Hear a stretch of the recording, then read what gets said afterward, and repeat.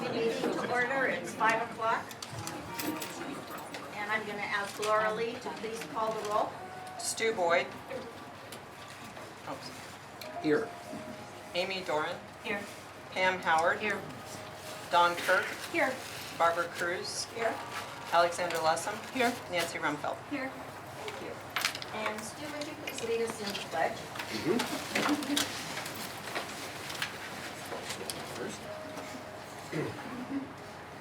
I pledge allegiance to the flag of the United States of America and to the republic for which it stands, one nation, under God, indivisible, with liberty and justice for all. Thank you, Laura Lee. And Stu. All right. We need to adopt the agenda for tonight. Are there any changes or corrections to the agenda? Hearing none, I will take a motion to adopt the agenda as printed. So moved. Second? Thank you. So that was Dawn and Stu as the second. Laura Lee, please call the roll. Stu Boyd. Aye. Amy Doran. Aye. Pam Howard. Aye. Dawn Kirk. Aye. Barbara Cruz. Aye. Alexandra Lessem. Aye. Nancy Rumfeld. Aye. Thank you, Laura Lee. Motion passes. And we are going to move into entertainment tonight with Lorraine Edmondson Elementary School presentation. So come on forward. Welcome. My name is John Berg. I'm principal here at Edmondson Elementary in my first year and having a great time, so thank you for the opportunity. Madam President, welcome to Edmondson and members of the school board. Thank you for being here. Dr. Schaefer and the rest of cabinet, it's good to have you in our building again as well. We're so excited that you're all here, and this is our STEM lab. You see, it is a classroom, so there's a lot of things out. We have robots here behind the superintendent and president here, and we have sound systems over here. So we are going to have a little presentation. We have some of our fifth graders here under the direction of Mrs. Jara Robertson, our music teacher. And our fifth graders are going to come up and they're going to do a little presentation here, just a real brief presentation on the TV.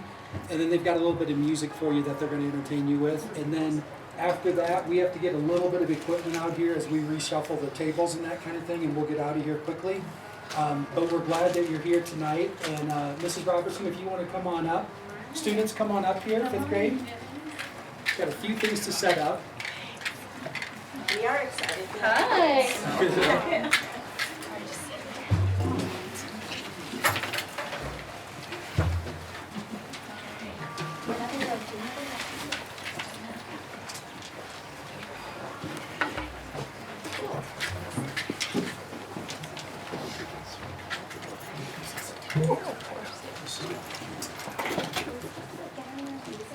Yeah, we'll do it on our knees. We would normally do this with chairs, but we were like, for the sake of movement, we'd just do it this way. Hi, I'm Jara Robertson, and I'm the music teacher at Edmondson. And come on up, sweetheart, come on up. We are so excited to perform for you today.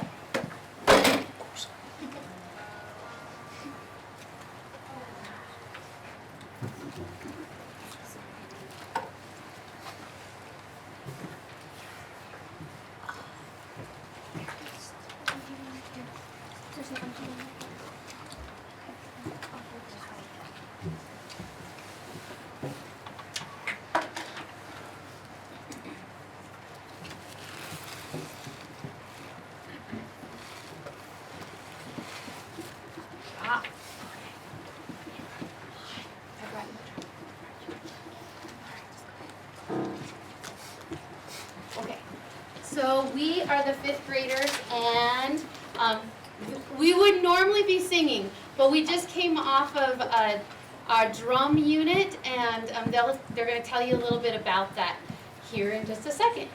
So let's get started. Annie, go ahead. Welcome to Lorraine Edmondson welcome to Lorraine Edmondson Elementary.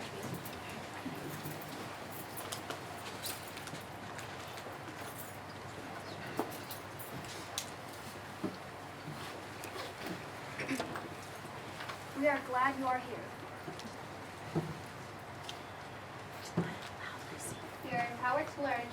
to achieve and inspired to excel. We are proud to be Thompson. We are proud to be Loveland. May the force be with us.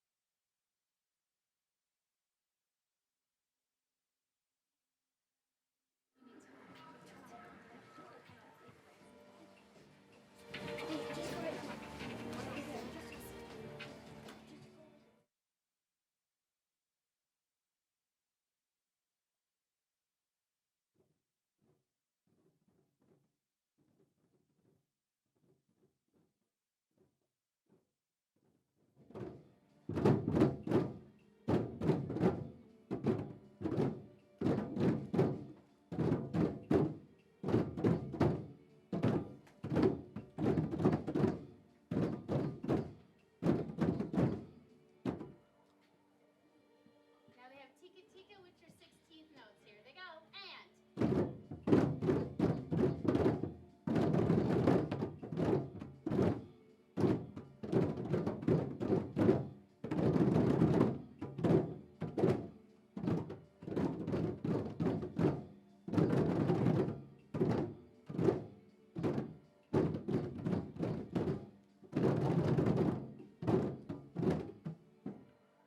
Then they have 16th notes, 8th notes, and quarter rest. Here they go. And. Rest.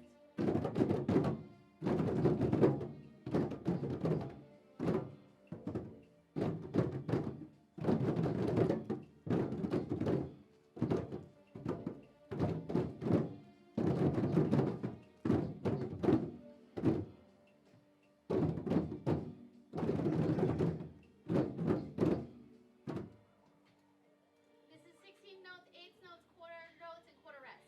And.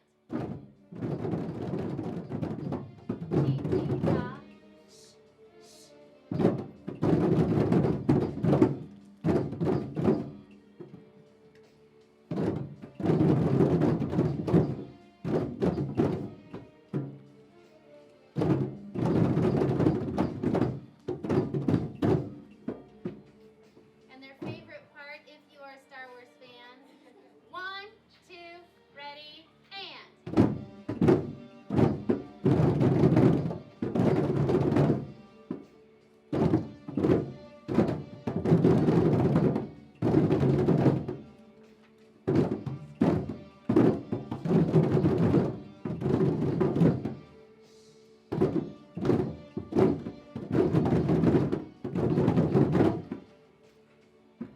It's very, very dark and sinister. 1, 2, ready, and.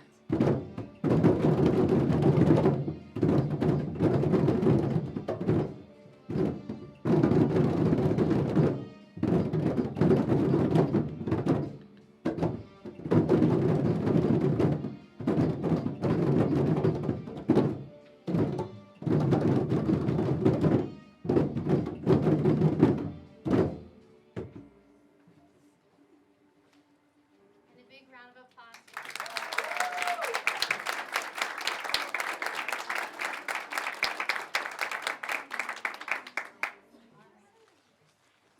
Go ahead, Lance. The Music Trust Fund through Thompson Education Foundation purchased the drum labs for all elementary students in Thompson School District. We get to have the drums and music class for 3 weeks each year. The encounter with the Music Trust Fund allowed us to go on a field trip a couple of weeks ago to Thompson Valley High School to see Face a cappella band. All 4th and 5th graders in Thompson went on this trip, thanks to the encounters with the Music Trust Fund and Miss Margaret Foote. We will now be drumming by sixes, followed by drumming, circle, call, and response, and I will be the group leader of our demonstration. So this is how we integrate multiplication facts, so at the 4th and 5th grade level, they can get those learned slick. Ready, and. 6, 12, 18, 24, 30, 36, 42, 48, 54,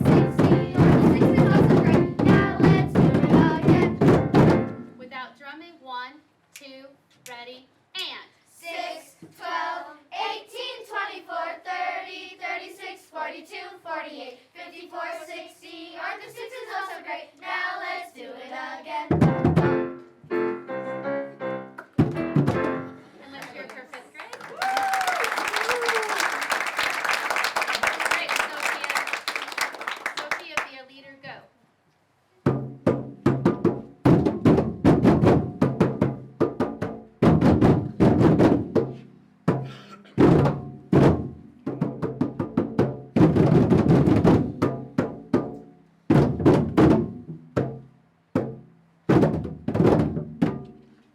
Let's hear it for Sophia. And then for Sophia. Through our drumming, we're able to show leadership, and they're able to take that away, and I hand it over, saying you are now in charge, and it helps them to grow in their leadership abilities. Kennedy, go ahead. At Edmondson, we're always staying focused as we work to be our best. At Edmondson, we are thankful for our home. We are Thompson. We are Loveland. We are American. In fifth grade, we are challenged to learn all 50 states in song. Okay, fifth graders, stand up. Here we go. This is what we would be doing if we're not drumming. And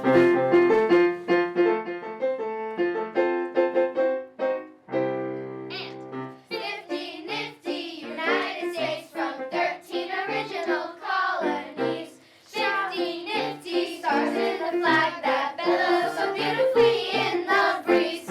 Each individual state contributes its qualities that is great.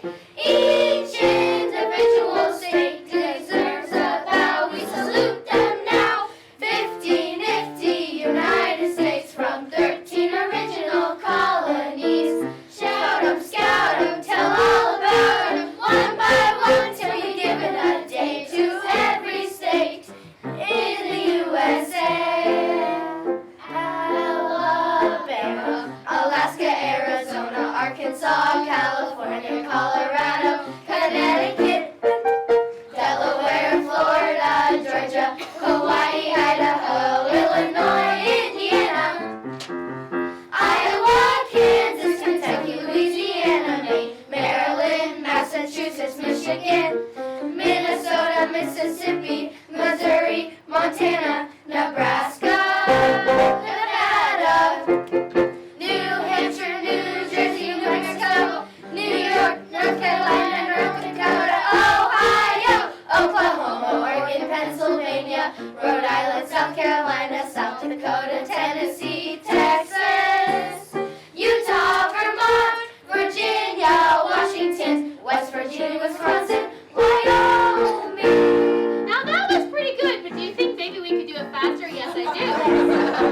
1, 2, ready, Alabama, Alaska, Arizona, Arkansas, California, Colorado, Connecticut, Delaware, Florida, Georgia, Hawaii, Idaho, Illinois, Indiana, Iowa, Kansas, Kentucky, Louisiana, Maine, Maryland, Massachusetts, Michigan, Minnesota, Mississippi, Missouri, Montana, Nebraska, Nevada, New Hampshire, New Jersey, New Mexico, New York, North Carolina, North Dakota, Ohio, Oklahoma, Oregon, Pennsylvania, Rhode Island, South Carolina, South Dakota, Tennessee, Texas, Utah, Vermont, Virginia, Washington, West Virginia, Wisconsin, Wyoming. and let's give them a big round.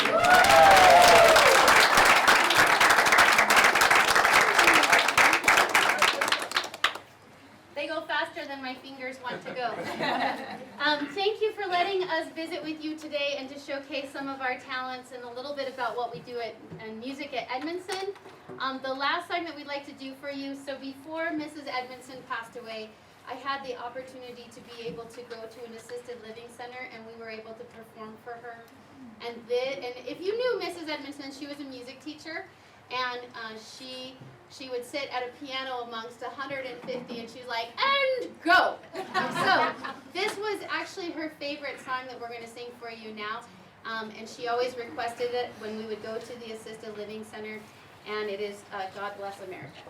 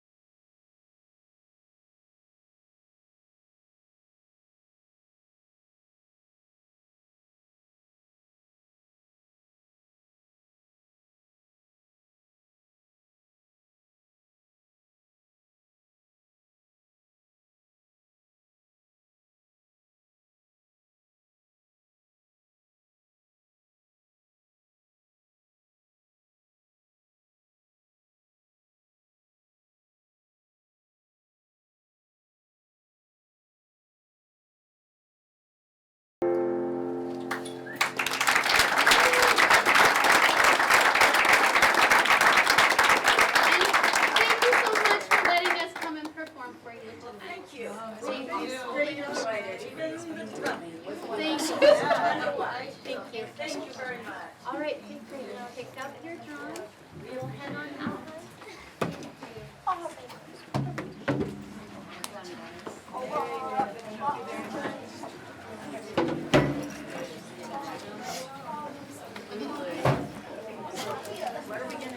Move in so you guys are like closer together.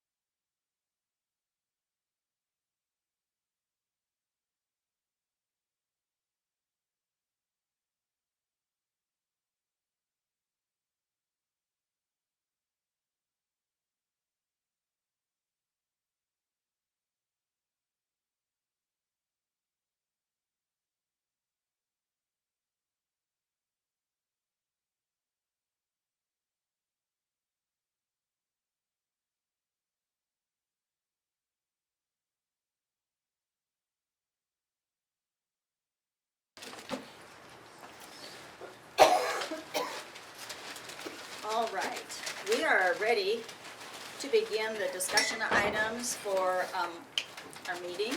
These are the items that we're preparing for our, April 19th. thank you, April 19th meeting. And so our discussion will be, we're going to let our presenters present all the way through, so the staff that's here will share. And then we'll have some time for questions afterwards. And we'll do like what we've been doing a round robin with our questions so that we all have a chance to get our questions answered. Okay? All right, so we're going to start with 4.1 which is English, the English language arts curriculum. So we have Shannon with us.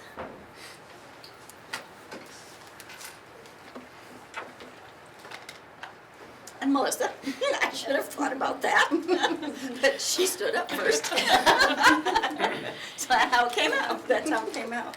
All right, so language arts. Good evening, Madam President, members of the board, Dr. Schaefer.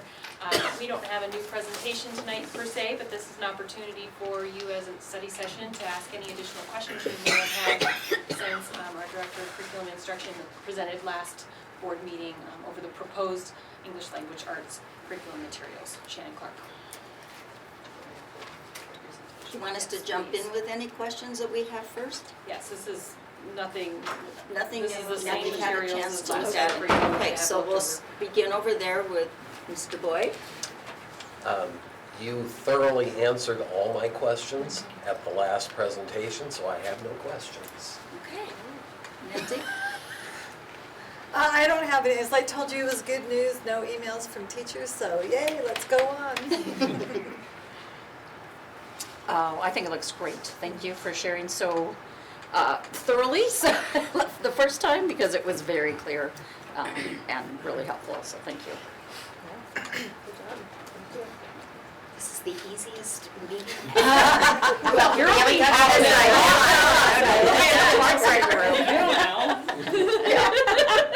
It's a really tough side of the room. Alexandra? I have hundreds of I have no questions. Oh. I was just gonna say that I am really excited about this. I think that it's filling a need that we've had for a long time. I know that the continuity is a big deal, and I think it's really nice that we're seeing the results that we're seeing in elementary. So this just helps with that. And I would love to tell you that, and I hope that you didn't have the longest day ever, so that we could all just tell you how great it is. I will take it. All right, well then.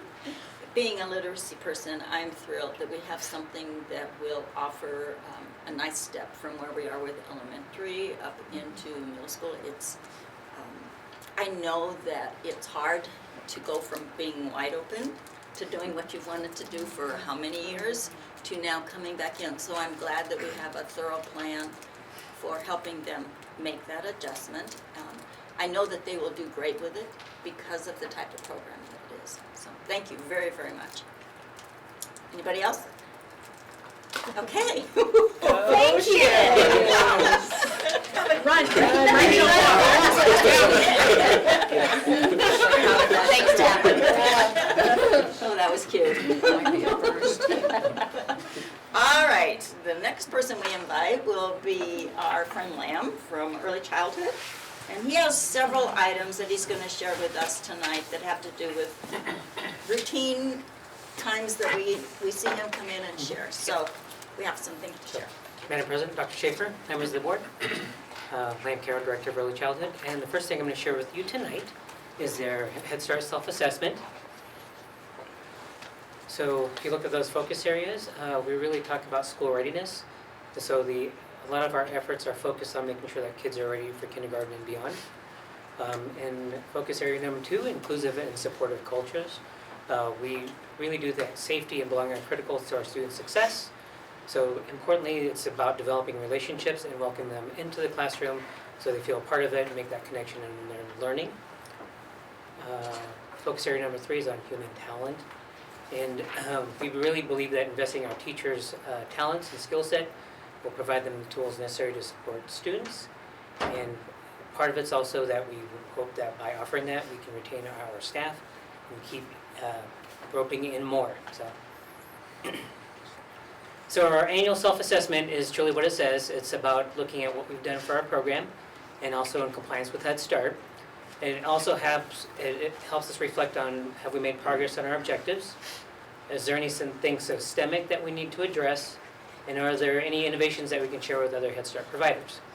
And what it does is a part of the continuous improvement cycle. So we take a look at our program, is there anything that we can do better? And we keep moving on that continuous improvement cycle. So our strengths are the overall compliance with Colorado licensing, especially this year. They've come back in full force since COVID has ended, and we've been compliant with all of our centers. We've also been compliant with our screening, which has been challenge because most kids are not around, and we were able to do that this year. We also would learn a lot from COVID, so we're able to offer online services to families, so we continue that practice. So we can do evaluations online, we can do home visits online, which they'll continue with our porch visits. So what we do is we offer the gamut of options for parents to meet with our home visitors. We continue to connect families with housing, where services like housing, health, mental health, clothing, and so on. And finally, now that we're back in person, I think our community partnerships are stronger. And we've made some inroads with some other groups that we haven't made, we've made progress with over the last year. So one of them is grandparents with, I forget. Grand Family Yeah, Coalition. yes. So, thank you. So one thing I do want to share is that from our objectives that we set for 22-23 this year, we've already met them. So we were very excited about that because we worked really hard. And when we met in January to go through our objectives, we're like, hey, I think we're going to finish early, so now we're going to get started on some of the ones for the upcoming school year. So what I'm going to share with you is what our objectives will be for the next coming school year. So one of them was identifying preferred methods of communication. So one of the challenges we have is always receiving the documentation for licensing, and those center on health documentation, physicals, health plans. If they're in Head Start, we need to get hematocrit and lead testing and so on. So what we're identifying is the best way to communicate with families. And based on what we've learned, parents have indicated they love texts, and they love voicemails, and they love Google Voice. So those are the ways that we're exploring to get the message out to them. In nutritional services, we're looking at the Child and Adult Care Food Program as a reimbursement program for early childhood. So that has been a part of our district in the past, but we're looking at taking it on as a way to provide the funding for our snacks for our program. So we're looking into that to see if that's a possibility. For our safe environments, we continue to focus on active supervision. So we'll continue that, and next year we'll be taking a look at specific domains within the active supervision as determined by Head Start. The other one we're looking at is auditing our playgrounds, because we're finding that equipment is starting to age out, and we don't want things that can injure a child, so we're looking at that cycle and what can we do to work with Todd to get that taken care of. Transportation, we really want to have this connection from home to school, or from home on transportation into school. So we really like to work with transportation and providing PBIS practices with bus drivers. And so one of the things that we're looking at, or what we're really looking at, is providing video modules so drivers can look at it at their own time, and they'll get little snippets here and there as they have time to look at that. In our exceptional student services, we're actually, we have a very strong foundation in how we handle a lot of our individualized education plans. What we want to get to is that we have very clear SMART goals that help students achieve those goals. And so we're auditing right now, and by the end of the year, we'll have a pretty good idea of what we need to focus on to ensure that those goals are specific to each child and that they're measurable and they're attainable and they're reasonable. With our mental health services, we would like to provide pyramid training to strengthen our Tier 1 practices. So pyramid training is related to PBIS. That is the preschool version of positive behavior intervention support. So we've cycled through it once, and it's time to revisit with our staff because we have enough new staff that it's worthwhile to spend some time with them. We're looking at how to support other students in the class. So what would it cost to have additional behavioral TOSAs to help support either as a consult or help out in classrooms where we have needs, where students have more needs. And then finally, we're going to continue with our video series, and if you're familiar with Hugs, our Koala Bear, we have created videos for our families to view with their kids, and we use them as training videos in our classroom, again, and building that home-to-school connection. And then finally, we're looking at our parent curriculum. That's Positive Solution for Parents, and that is the pyramid version for parents. So when our home visitors go into the home, we share components of the program, again, building that connection from home to school. And so a lot of the practice we use at school, hopefully we'll do at home so we can strengthen that school readiness piece. In our education part, we're continuing, like with the rest of our pre-K-12 system, we're focused on our professional learning communities. And so we are looking at still we're getting better at what we're doing. We're improving what we do to improve child outcomes. Based on the science of reading training we did last year, we're going to review and revise our scope and sequence to develop a plan to support kids through the school year, so when they get to kindergarten, they're ready to, they walk out with what they're supposed to know by the end of preschool, and when they get to kindergarten, they'll know their 20 letters and starting to identify more than 10 sounds and so on. And then finally, along with the pre-K-12 system, or pre-K elementary, we're also doing professional development in math, where we're going to focus on kids learning math, and it's learning math through a play-based program. So it really is teaching through the way they learn best. Our fiscal management, one of the things that we have had over the last 2 years, we've done a deployment. The first year that we had a new fiscal person come in, and so we did an initiative this last February where Head Start sent someone to meet with us for 3 days, where they really took an in-depth at our practices and made some recommendations for our business service portion and how to work together with me to make sure that we are meeting compliance with the OMB and ensuring that our practices are being very responsible with what we're doing with our funding. And finally, our program design, one of the things that we're really focused on is recruiting new staff. And I think in light of UK, that's because of every school district now is competing for a lot of early childhood educators. Really? Yes, there's a few that were. So we're looking at different ways to keep people and also recruit new ones. So like even this morning, we interviewed 2 people from Pennsylvania that are interested in moving out here. So we're reaching out in different ways, and so hopefully the intent is to have a good, clear recruitment plan and retention plan by this coming fall. And then finally, this is the final one. We're looking at our attendance policies to make sure that they align with the Head Start performance standards, Universal Preschool, and the state of Colorado. And so it's important that, particularly, we need kiddos here, and Head Start does require an 85% attendance rate. And so within that, and with Universal Preschool, we just want to make sure that we align and we're picking the highest measure that we meet for our program. And then finally, collaborating with our local coordinating organizing agency, that's through the Early Childhood Council of Larimer County. We're trying to improve the application process and experience for our families, because you might have heard some things like they've delayed the notification of families till April 26th. And I really do think it's because we're trying to slow down to do things better. And if we can do that, I think we can make the experience better for our families as we move into it. And there'll going to be some bumps, but I think we're learning from those challenges that we're being presented with. So, any questions? Questions? Let's start with Nancy and go around this way. It's kind of to the mental health services. Yes.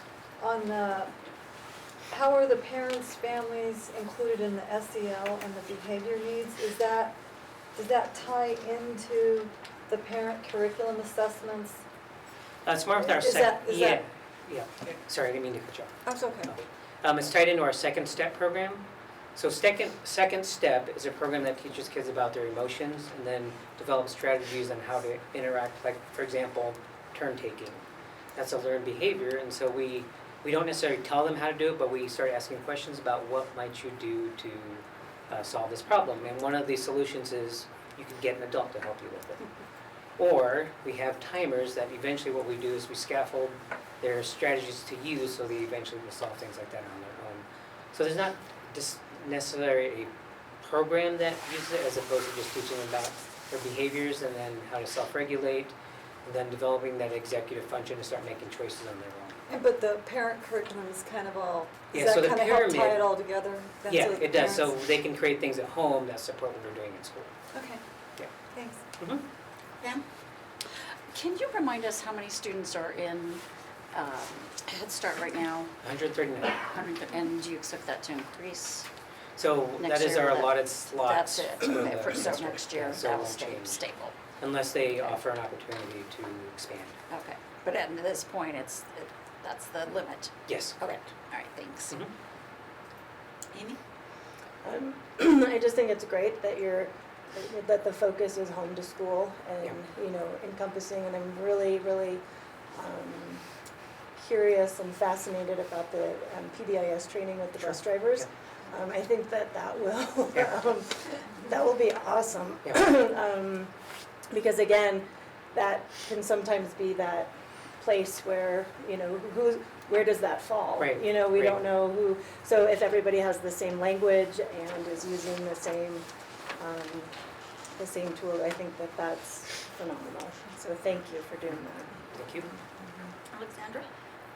So I had a couple of questions, not from the presentation, but from reading through the Mhm. plan. Do you have a copy of that? I do. Okay.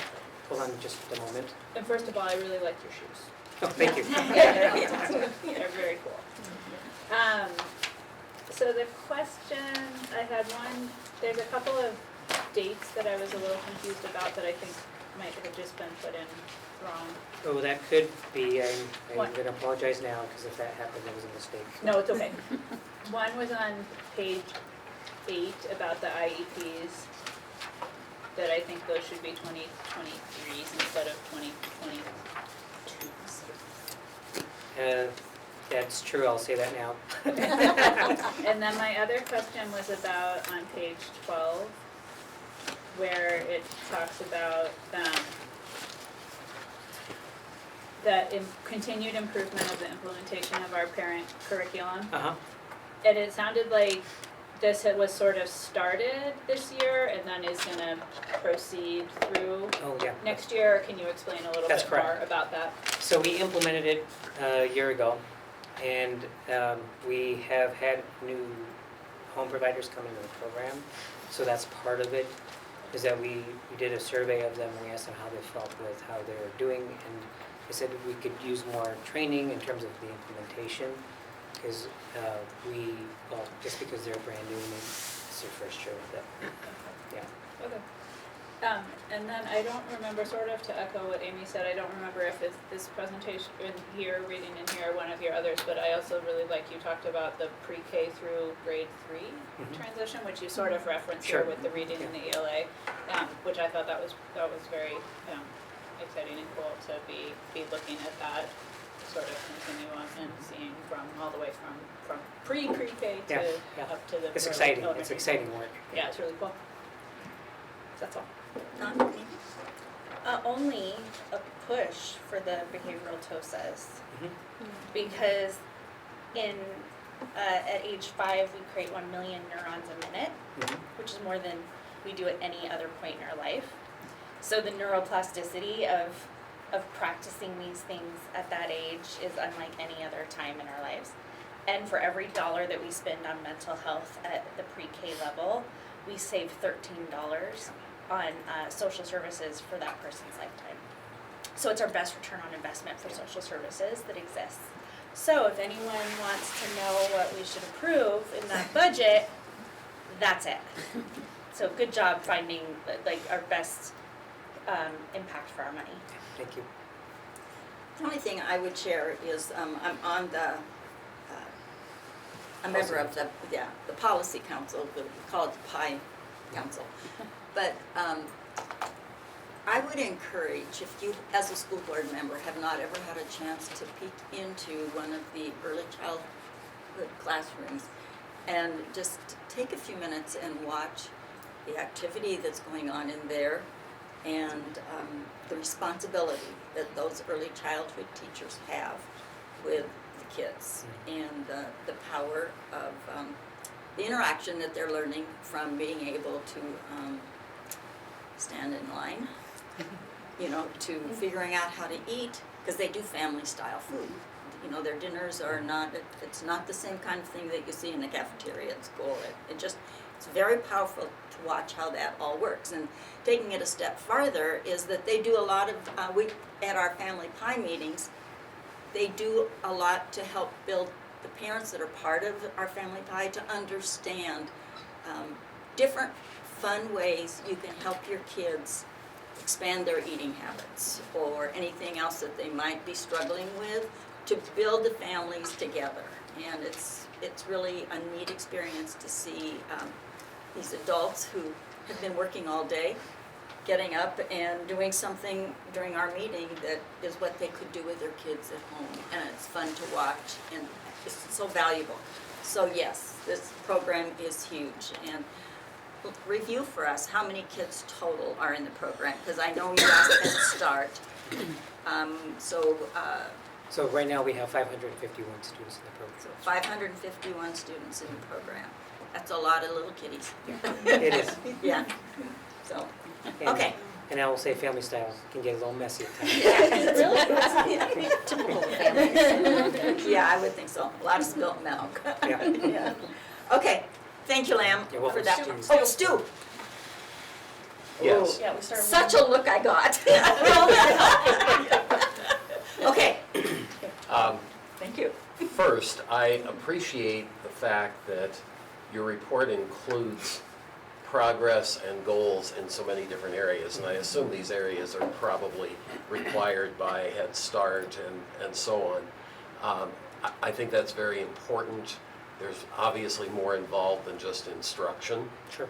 And several people have talked about some of the other things that are certainly a part of this. So I appreciate looking at your report, looking at the presentation as well, and knowing how thoroughly you address all the different categories that are part of Head Start. So thank you for doing it. Thank you. All right, anybody else? I thought we were doing just one per, so. The only other thing first is, I really like the kids play math. Mhm. I think that's really cool. That's a great way to get kids into math. And then, on the safe environments, I know you went into it a little bit, but Uh-huh. do you guys also do, just continuous random drills for the protocols? Yeah, so for the state of Colorado, they require that we do 2 drills a month, so that's more than most schools.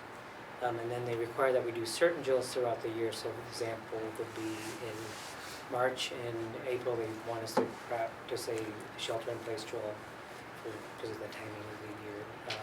We have to do fire drills every month, and then we practice. So it depends on the center and which ones they need to practice. And we start off, we scaffold them, and especially with some of the other drills because they can be a little frightening. So we work with them specifically about how to handle them. Are some of them the practicing of the lockdown? or- Yes. Okay.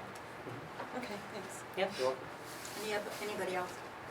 Okay, we're going to move on to 4.3, and this is the Head Start Cost of Living Adjustment, COLA, and Quality Improvement, QI, for funding for 2022-2023. Yes. Is that correct? It's for this year, yes, 22-23. Okay.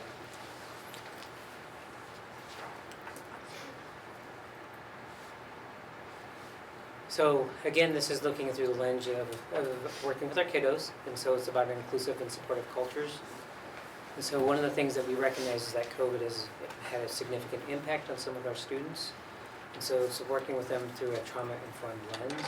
And so we think about what they're bringing to the classroom each day and how we can work with them, but in particular helping them with their self-regulation and executive function skills. And then tied to that is our human talent piece, is that with some of that, we want to make sure that we want to recruit and retain staff by providing the training they need to be successful in the classroom. So with those trainings, we hope that they'll feel what they're doing in the class is productive and they're making a difference with kiddos, and that they feel supported by the administration and the district about when they're working with families and their students. And then finally, our stewardship of resources. There's potential with expanding. We're looking in 3 to 5 years. And so really getting at that pre-K 3 system, I think, will strengthen the transition from pre-K to K to first through third grade, because early child really is pre-K through third grade. So I have a lot of, hope for what this could look like in the next few years. So if you noticed, if you compared this to last year, the cost of living adjustment was significantly increased to $119,063. And so that will be spent for salaries and benefits for certified and classified staff. And when I say funded by Head Start, that's all of our staff, because we have an allocated funding source, so we divide up the allocation. So every staff member will receive a percentage of that money. And then this will actually be retroactively applied to November 1st, and will continue till October 31. And so this will go towards the increase that was approved last spring, and will continue on through the next school year, and then if there's any, it will be applied to the next round. What I'm really excited about is the quality improvement funding, because we spend a lot of time looking at what can we really do to make a difference with our staff and with our students. So it's really going to be around crisis prevention, pyramid, math, and I just did global perspectives there. But one of the things that we're excited about is that the potential of offering scholarships for staff. So if we're growing within our own, you can take Head Start funds to offer scholarships, which I'm excited about, because right now we have like 5 or 6 paraprofessionals going to school to get their early childhood teaching degree. And if I can't find them, I'm more than happy to grow. So we're looking at that. And then the other things that is, if you're familiar with Colorado licensing, there's a lot of training that has to happen before the school year. And so all that training has to happen through the PDIS system, which adds up to around 10 to 15 hours outside of time, and it'd be nice to compensate them for that time. And this funding can be used for exactly with that. And what that does is it frees up time during our TENS week to focus on more of the things that we want to focus our efforts on to promote the work in the classrooms. And then there's a piece in there about the Pre-K3 Leadership Institute. So one of the really neat things is the founder of the Pre-K3 movement, Kristen Cowers, moved over to University of Colorado from the University of Washington. So she is right in our own backyard. So one of the things, I already have a connection with her, and so I really have some high hopes that with me, with Sarah Rasmussen, with some of our principals, developing that K through 3 leadership capacity to really develop it in our school district. All right, thank you, Lam. And we'll start with Pam this time.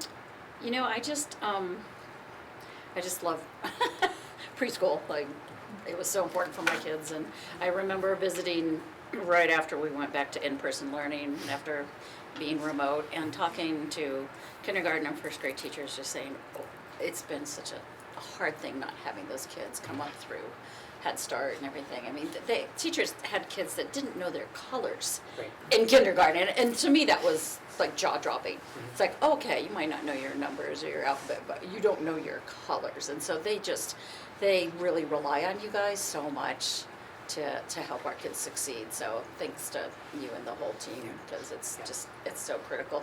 So that's Definitely kudos to the teachers and the administrative staff that help support. Yeah. Amy?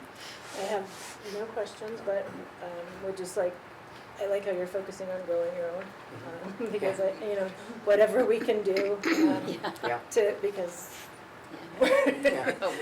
we need them to be here. So I think that's wonderful. Alexandra? I agree. I mean, I think it shows you've definitely, gone through a good process to figure out what needs would be best, best serve the needs of the students and what training needs and stuff like that. And I really like how you have it, more in the document all, laid out what they're for and what the different things are and stuff like that. So I'm excited to see the things put into action. Yeah, me too. Yeah. Thank you. Very cool. Don? Thank you. I'm going to pass on over to Stu. All right. I think it's very important, and I know my colleagues on the board will agree with this, that at the very earliest stages possible that we provide trauma support. and support for students in crisis. I think a lot of times we tend to think that these will be older kids who are in crisis, but we know that being in that situation can happen at a very early age. So I'm happy that that those are two areas of support. I also think the P3 approach makes a lot of sense. You know, we talked about when we were talking about the English language arts curriculum, and Barb mentioned that it made a lot of sense to have continuity, or maybe it was Dawn who said that, to have continuity as the kids moved from level to level. And so to have a comprehensive plan for students in preschool through 3rd grade makes a lot of sense. Nancy? I really like the way you laid out the use of all of the funds. And then the only real question I have, and I probably should have asked it the first round, was on the vaccines for COVID. Larimer ended the emergency, but are they still required because at the federal level it's still emergency? So it's interesting that you asked that question, because they must have heard you. Because today I got an email saying they lifted the mandate for vaccines. At the federal? Yeah, Oh. for Head Start. So as of moving forward in the next day or two, they're going to remove the vaccine mandate for the program, or for all Head Start programs. Well, if only I had known I had that much power, I would have asked it sooner. Okay, thanks. All right, anybody else? All right, moving on to 4.4, which is the Head Start carryover funding for 21, 22, 20, 21, 20, 22 grant year. All right, so as it says up there, each year we have a reconciliation of expenditures, and any funds not expended in the current year can be requested to carry over for the following year. So none of us like to see money go back or go away, so we can request those funds. And I should preface the fact that a lot of it has to do with COVID. So as you know, that there are supply chain issues or material issues or that kind of thing, and that's what a lot of it relates to. So we can go ahead and, oh, I'm getting ahead of myself, so can you go to the next slide or so? Yes. Sorry. So I'll start over. The grant year, as I stated earlier, goes from November through October, so we're a little different from the district. And we're looking at the 21-22 school year, and so the grant year for that year was $2.1 million. And we're estimating that we have $50,000 to $75,000 that we can request to carry over. But to do that, I need your approval to do that, and then the request has to be done by April 30th. So going back to my original comments is that there are various reasons why the money was not expended. So when you have unobligated funds, you can obligate it for a different time period, and then we can expend all the money for our program.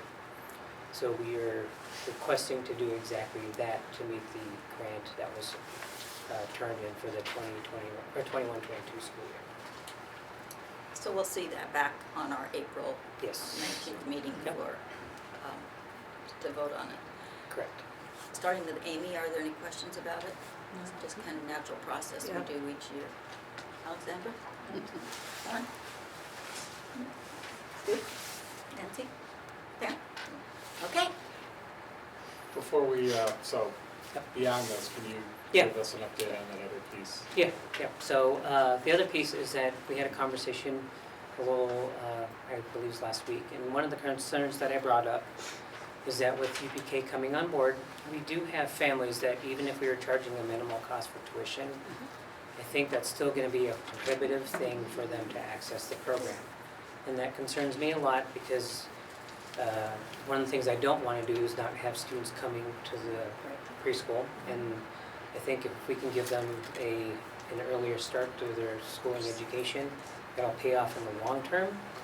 And so also along with that, we'd be the only district in Northern Colorado charging a tuition rate. And that didn't sit well with us because I think that, we want to keep our families here, we want them to stay here, and so we will not be charging a tuition rate for our families next year. Because we want them to come, we want to keep them in our system. That's great. Good decision. Yeah. That'll cut down a lot of paperwork too. It will. Yeah. It made my staff very happy. Right, I'm thinking, oh, that's a smart. I assume there aren't any questions on that, but feeling like we really need to be able to do that. All right, one more thing, 4.5 is, there's a proclamation, and we're not gonna read it tonight, but we'll read it on the 19th. But it's the week of the young child, and that actually occurred last week. It's this week. It's this week, Yeah. it's this week. That's right, we're still not to the 7th. And so when we have our next meeting on the 19th, we'll read it. But there is something coming up on the Yeah. 13th. Yeah. So, we did things differently this year, so instead of celebrating here, we're gonna celebrate with our kids on April 13th at Stansberry. And so we're hosting a literacy night where Philo and various organizations have donated money to buy books for every kiddo that comes to the building that night. That's awesome. And so they'll have different activities to participate in, they'll be able to sit and hear stories, and so it's just gonna be a fun evening for the kiddos and participating in this one, and that's the way we're gonna celebrate this year. We're very excited about it. It's a great way to include the kids. Yeah. So we'll do the proclamation at our next meeting. Okay? All right, thank you, Lan. Yeah. That was a lot. Thank you. All right, 4.6 is the first reading of policy JQ-E 2023-2024 student fees. And I believe we have Helen coming up to join us. As Kevin is joining us, just a reminder, Kevin in our last study session actually did the full presentation on this. However, because we're going to be asking for board approval on this, we are giving you an opportunity to ask some questions and provide additional feedback before you're asked to vote on it. Madam President, Dr. Schaefer, members of the board, my goal is to be faster than Shannon Clark. All right, we're on now. All right. We're in with you. Here we go. Is there anything you want to add? So, as Dr. Schaefer alluded to at the last study session, wanted to present a proposal around athletic fees. Taking the feedback I received from you guys that evening, would like to move forward with that. In the presentation, you'll see essentially just the redlined material showing the adjustments that we would potentially vote on at the next board meeting. And, at this time, I'd open it up for any questions you might have around athletic fees. Alexandra, would you like to begin with any questions? Do you have any? I don't think so. I'm trying to find where it is in my. It's on the very Oh, last is it? page, like page It's the last, 17. yeah. Okay. It's the very. But no, I don't think so. I mean, I think we discussed it pretty well, and it was pretty clear that this was a reasonable increase and beneficial. Done? I just want to say that your voice has been ringing in my ear, or my head, for weeks now, because you said that this is probably the single best, like, bang for your buck as a family. And at the time, I had just paid our fee, and I was like, whatever. I was like, and then we've been part of it, and I went, okay, yeah, no, 100%. It is absolutely worth every penny. So thank you for saying something that really was so, like, it just really sticks. It is such a great, important thing that we do for our students. It's just mental health and physical health, and it teaches them executive functioning and social emotional learning and teammanship and how to be a good human. And it's pretty awesome to see what our students have done, and so glad that we're doing that. And I know it can be a little hard to pay the fees, but it is absolutely worth every penny. So thank you for doing that. And the fees are set up so that the best structure is for the people who are actually enrolled in Thompson, and those that are coming as outside of our district, into our district, pay the higher amount. Slightly higher fee. And, Slightly. you know, Stu had asked a question that night, and I actually went back, and there's actually a state statute around that Okay. that says, that we're able to do that, and we Okay, actually good. don't. We could charge more according to I the state thought- statute, yeah. but Okay, thank you. Stu? All right. Just wanted to say ditto to what Dawn said in regard to the value of extracurricular activities, whether it's athletic or activities themselves. Yeah. Oh, you did a good job explaining it, and, you know, inflation, if we want to have good employees to help oversee it, we need to pay them more, so, good job. Pam? It's time. As I said, when I saw the fees were the same as when my kids were in school, I'm like, wow. So it's definitely time. Well done. So thank you. Thank you. Amy? Thank you very much. You bet. Thank you, Shannon. Sorry. I don't know if you won or not, Kevin. I don't think you did. No, you did, No, for sure. I might have to. Oh, all right. 4.7 is an update on the YMCA facility use lease agreement. Ted? Yes. Hi. Good evening, Madam President, Board of Education, Dr. Schaefer, Todd Piconi, Chief Operations Officer. Tonight, I will not beat the 2 minutes or probably 4 minutes, but I will beat the 10 minutes that I allotted. Okay. Just real quick on the agenda, just provide some background information on what we have reviewed previously, progress, and then tonight for discussion, which will then be a action consent, hopes is in the next board meeting, the actual execution of the lease agreement. So as part of the Con-Ball consolidation project, staff brought forward the idea to make Mary Blair a YMCA of Northern Colorado. So in the October 2021 board meeting, the board did approve that facility use change. Just a quick summary of the items the YMCA will be providing is the preschool, child care, summer camps, before and after care. There's a partnership that has been established with the Loveland Library, so it's actually part of the school that's going to be an extension of a public library. So that is super exciting. And then also they're working, they're looking at a workout facility for weights, specialized class, cardio, so what you would see in a typical YMCA. So where they're at now is they will officially get the building July 1st, 2023, if assuming the lease agreement gets approved. But they are in the process of planning to put in air conditioning, so make a financial investment in the building. So air conditioning, remodel for preschool, workout facility, and other enhancements to fit their programs.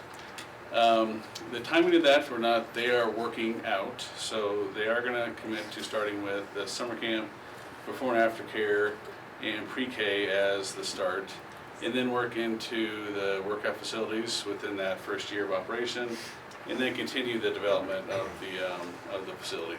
So, for discussion tonight and to see if there's any questions is the lease agreement. So in the past several months, we've been working on a lease agreement to figure out what it looks like to actually lease the school building facility to the YMCA. So it defines what the term is, the tenant improvement process. So they are going to be working on a district-owned facility. So what does that process look like? It defines the current lease costs, if you notice within the lease. We did agree to the first 3 years being just $1,000 a year because they've got to focus on putting the investment into the building. After 3 years, at a trigger, that it'll move to a typical commercial rent. And then it really describes to the ongoing maintenance, if there's defaults, terminations, and all the legalese that if there's questions, hopefully I can answer. But this was reviewed by both our legal counsel, really written by them, and then reviewed and collaborated with YMCA and their legal counsel. So they have executed the agreement. And so tonight, just see if there's any questions about, for us, before we propose to execute it to the next board meeting. Okay. I think we start with Dawn, unless I lost track. Dawn. No questions. I don't have any either. Stu? I do have a question. What will the name of the facility be? So it will be, they're keeping Mary Blair, so it'll be the YMCA at Mary Blair. Okay.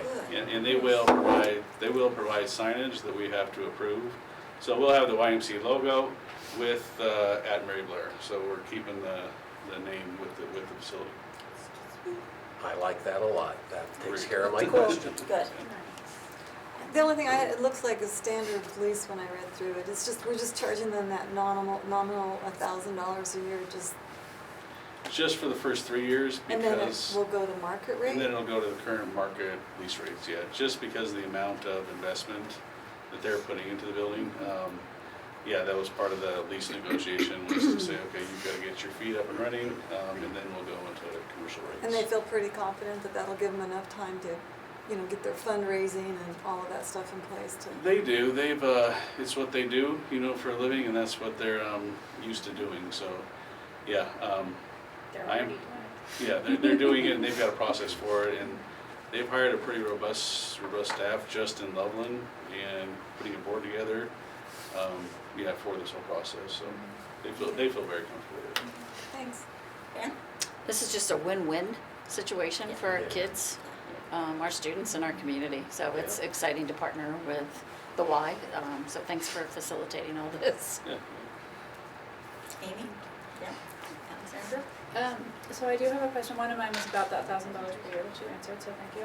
And then my other question is I couldn't find, maybe it's in here somewhere, but I couldn't find it. Like, it was clear that they're responsible for the inside and we're responsible for the outside, like the roof and the whatever. But I wasn't sure, what about the grounds around? Are they gonna be doing stuff with those, or whose responsibility is that? So they are responsible for 100% of the building minus the shell. So we're responsible for the brick and the roofing, Right. basically. They're responsible for everything else. So windows, lawn care, irrigation care, utilities, maintenance of equipment. So that's what's, we're really backing off, as part of our Strive 2025 connection, which I missed. Is really to release that operational, that was a good segue right into that. So yeah, that's part of what's also nice is it releases those operational costs from the district. Okay. Cool. Any other questions? Really excited Yeah. about this. Yeah. It's just it's so amazing for our community, and they are full throttle. They can't wait to. I do have one more question. Todd, all members of the Thompson School District community will pay the same amount or will not have to pay? In other words, it doesn't make any difference which part of the district someone lives in? Does my question make sense? Yes, so yeah, it does not make a difference which part of the district. They are looking at a structure for employees too, so that's part of what they're trying to put together in their structure. I didn't want to present tonight because they don't have that structure put together, but they have committed to doing, so yes, the entire community is the same, but they are looking at for our employees to have a little advantage or, a spot there different than the regular price, So the entire Thompson School District community? Correct, yes. Yes. Yes. Nice. All right, thank you. Great, thank you. Yep. All right, 4.8 is the 2023-2024 organizational chart update. Mr. Sievers. Madam President of the School Board, Dr. Schaefer, Bill Sievers, Chief Human Resources Officer. So what you have in front of you is the Stride 2025 gets into human talent, ensure recruitment and retention of high-quality staff. There is board policy that this discussion is covered under, so if you look at board policy CC, I won't go over that. But to keep it quick and to the point, so there's 3 positions that are being enhanced, and there's 1 position that's removed. So the enhanced position, so these are APT positions that are being enhanced, so they'll stay in the same category of APT. So it's a coordinator for federal education grants to director of federal and state programs, coordinator of career and technical education to director of career and technical education, and manager safety and security to director of safety and security. So there's an executive director position that was reduced. That's eliminated and not on the organizational chart. So it's basically kind of a wash. Yeah, there's a cost savings. Yeah, cost savings, okay. All right. I can go in further detail with the positions or just Is sit this here and like answer what any you- questions. Yeah, okay. We talked about this in our one-on-ones, I believe. And is it my turn? That was way shorter than Shanna's question. No, last question, sit down, sir. But I don't have one. Stu, question?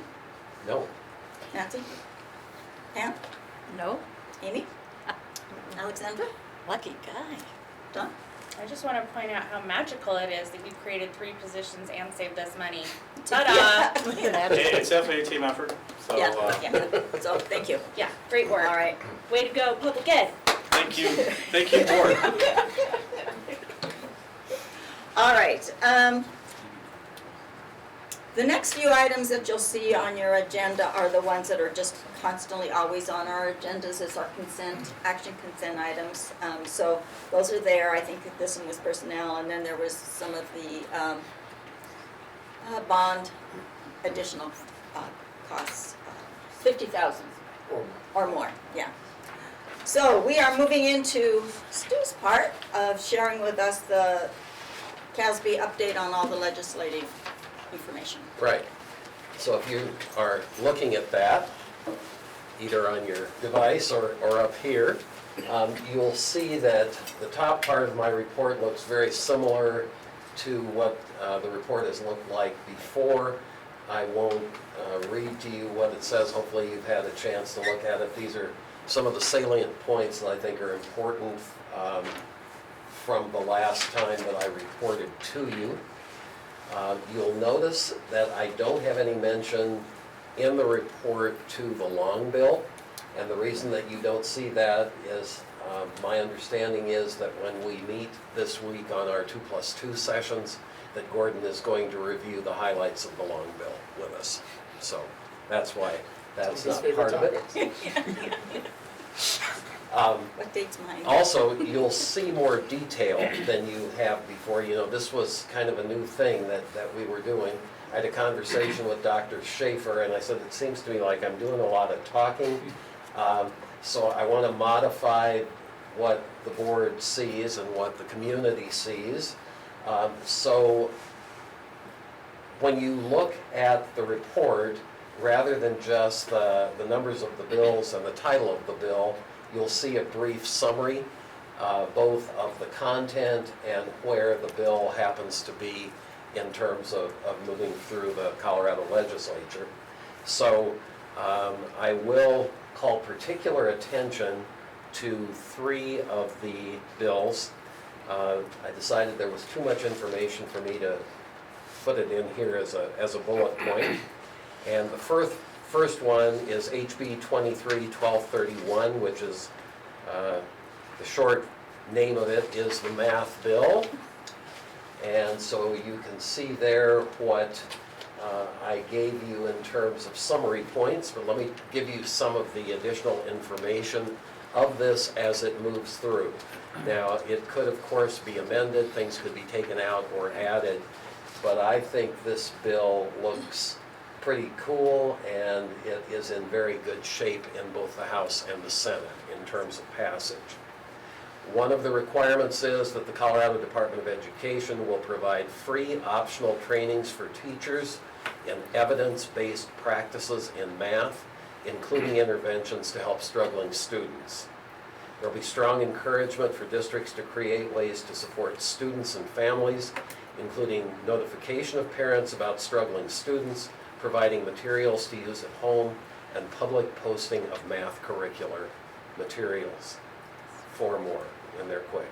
Creation of a grant program to fund community learning centers that would provide resources and tutoring during non-school hours. A requirement that schools on the various types of state improvement plans take additional steps to improve student math performance, so that's kind of a push, not necessarily provided by the state, but that the schools that are on various improvement plans will need to do some things to hopefully improve their math performance. Another requirement that math teacher candidates be trained on evidence-based practices in math and appropriate interventions. And finally, inclusion of early numeracy as part of professional development requirements for preschool teachers. So these are kind of the highlights of this. This appears, as I said, to be in good shape moving through. There's no deadline attached except the end of the legislative session, and you probably saw in one of the highlighted notes at the top, this is day 86 of the 120-day session, and so they have a lot of work to do. There are about 45 education bills still in the hopper. Okay, let's move to House Bill 23-1191. which is the one dealing with corporal punishment. This is a very interesting bill. I'll give you just a second to look at the 3 bullet points there, and then to tell you that Colorado law currently does not technically prohibit corporal punishment. The Thompson School District prohibits corporal punishment. We have a policy, JKA, corporal punishment shall not be administered to any student by any district employee. The current law does prohibit willful infliction of physical pain. You may be saying, why did he choose this one to talk to us about? And I'll tell you what I found particularly interesting.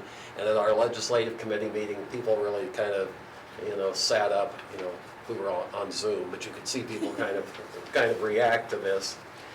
There are amendments being considered to address and define possible exceptions for practices used in athletics to build teamwork. For example, having all team members run laps or do push-ups if someone on the team has broken a rule or is seen as not working hard enough. So the intention is that the law will be rewritten to actually prohibit corporal punishment, but there may be exceptions. There are some groups that are fighting for that because they say that this is an important part of building teamwork and building the idea of self-improvement in high school athletics. So I just thought this was a very interesting bill, and I'll keep you posted on this one. The last one I'll talk to you about is HB 23-170. It's the next to the last one. This bill, as well as SB 23-029, have become very important bills since the shootings at Denver East High School. I don't have a lot of additional information to give you on 29, but I do have some additional information other than what's up there on 170. 170 expands the list of who can petition for an extreme risk protection order to include licensed medical care providers, licensed mental health care providers, licensed educators, and district attorneys.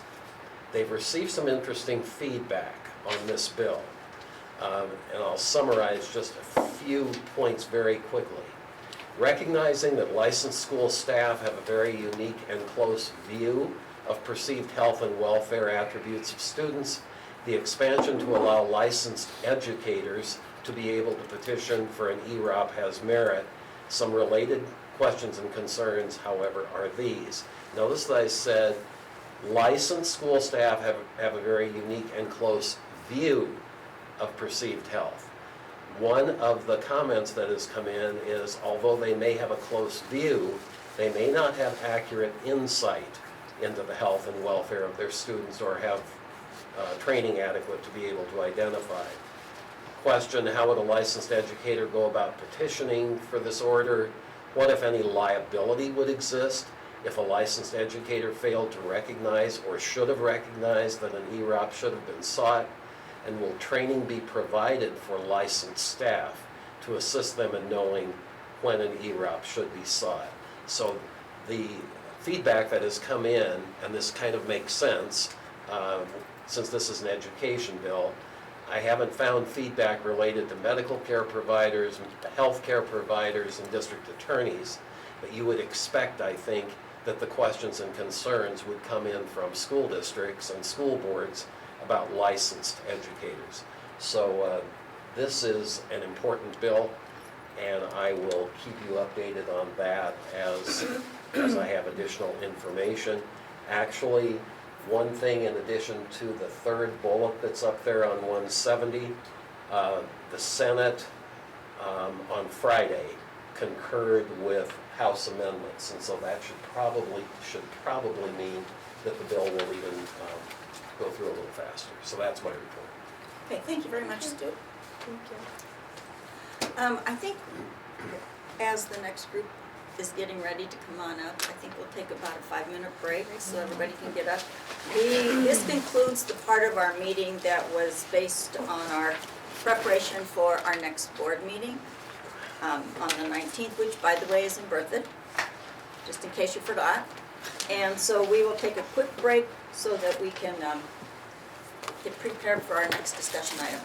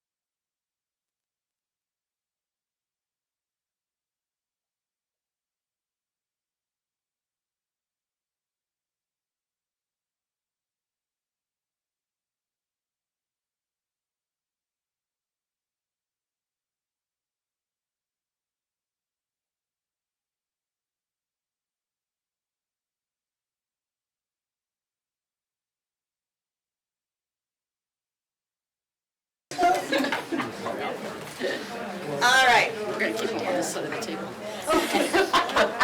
We are ready to move on to the part of our agenda,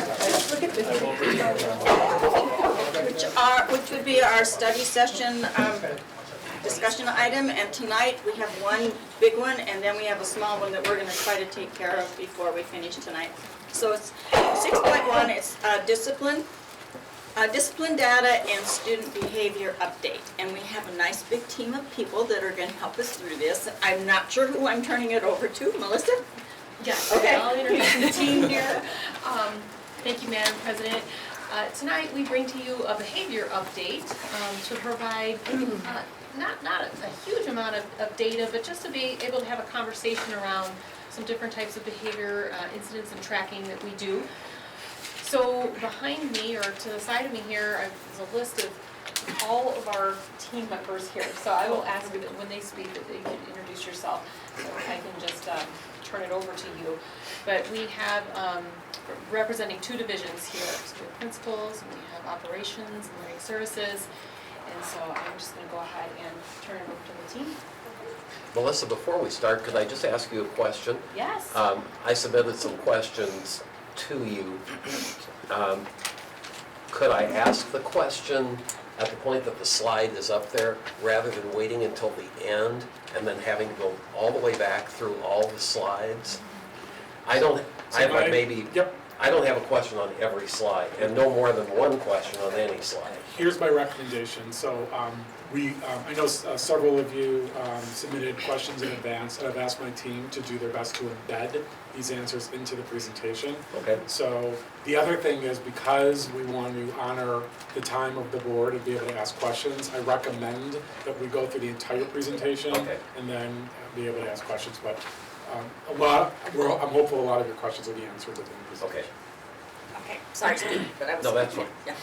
Okay. I don't know who we're turning it over to, but... Okay. Good evening, Dr. Schaefer, Madam President, members of the board, Sarah Rasmussen, Executive Director of Elementary Schools. And I will start with the first slide with our Strive 2025 connection. So yes, we are having a behavior discussion this evening, which ties in with inclusive and supportive culture. We need to have a welcoming, safe, and inclusive environment, which ultimately supports student achievement.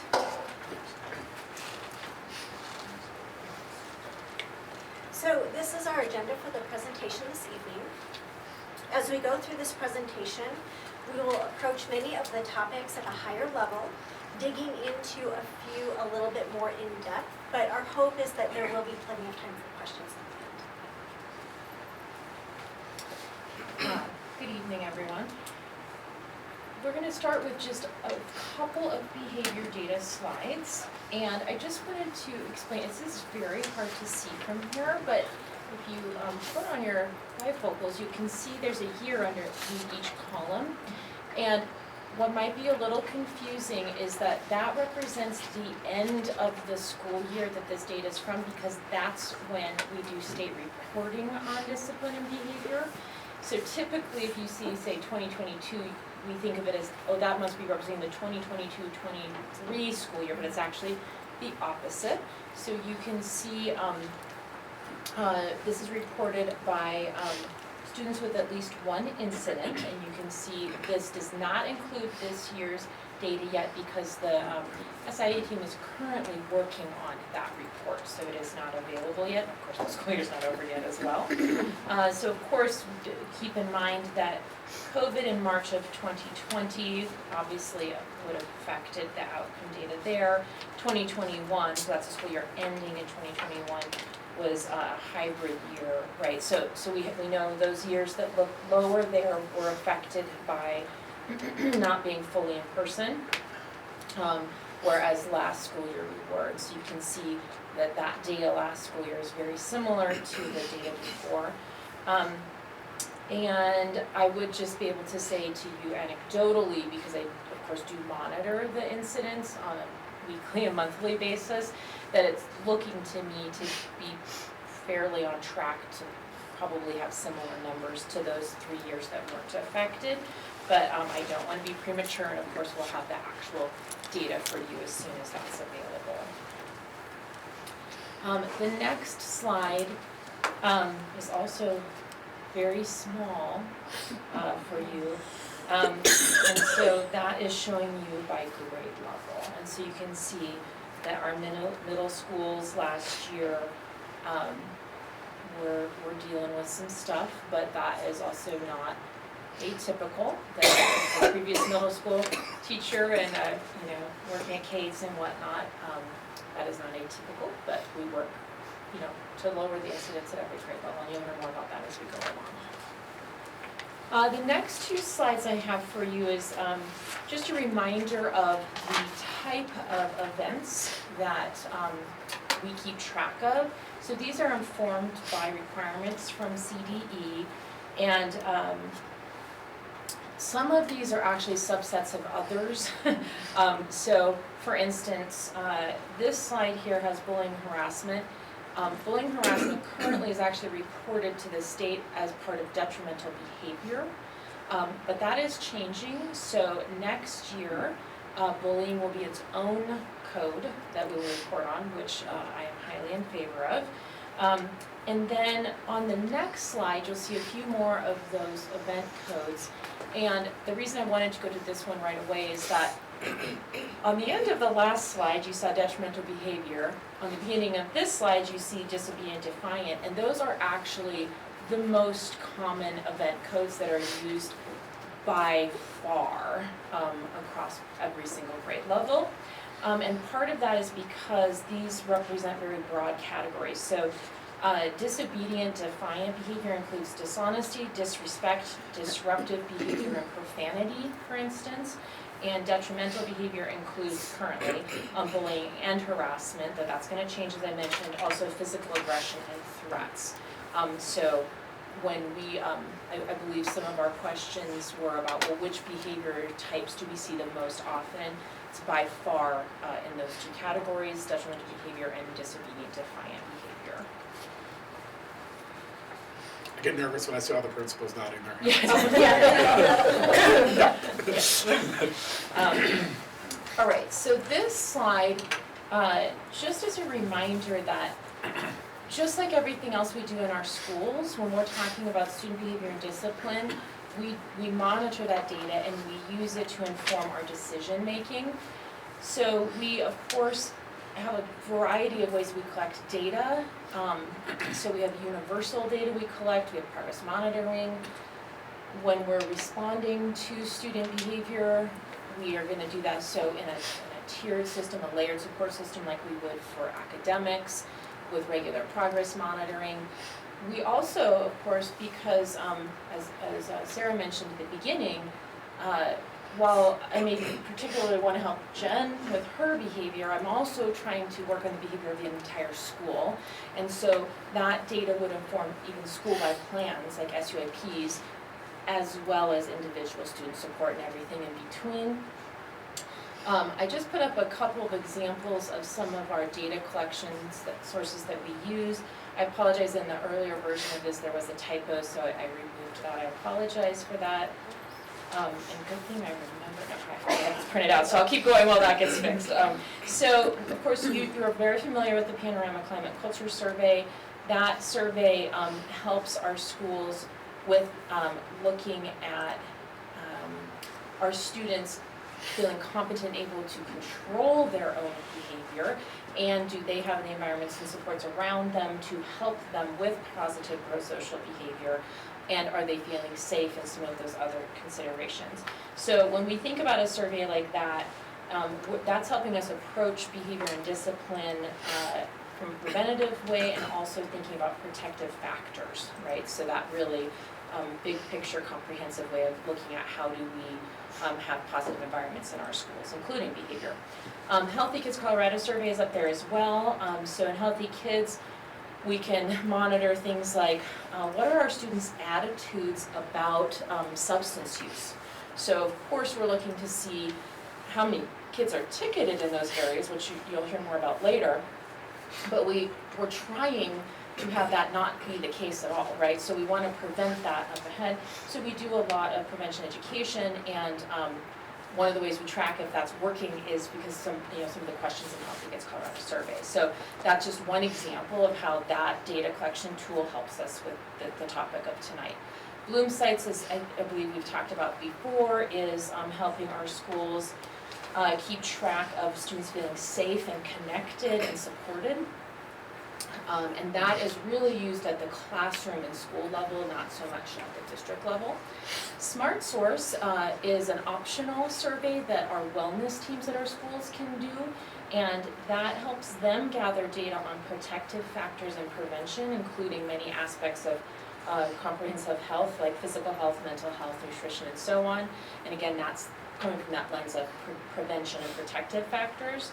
And then, of course, we watch discipline data, attendance data, academic data. All of those are going to be indicators that are going to help us inform universal, targeted and intensive responses to behavior. I'll turn back to Sarah. And so with all of that data, we start to plan out what professional learning needs might exist for school leaders and for school staff. And so over the next couple of slides, we've listed some professional learning opportunities that our staff have engaged in. We have function-based training. So each school this year is engaging in function-based thinking training. And this training is provided by Student Support Services.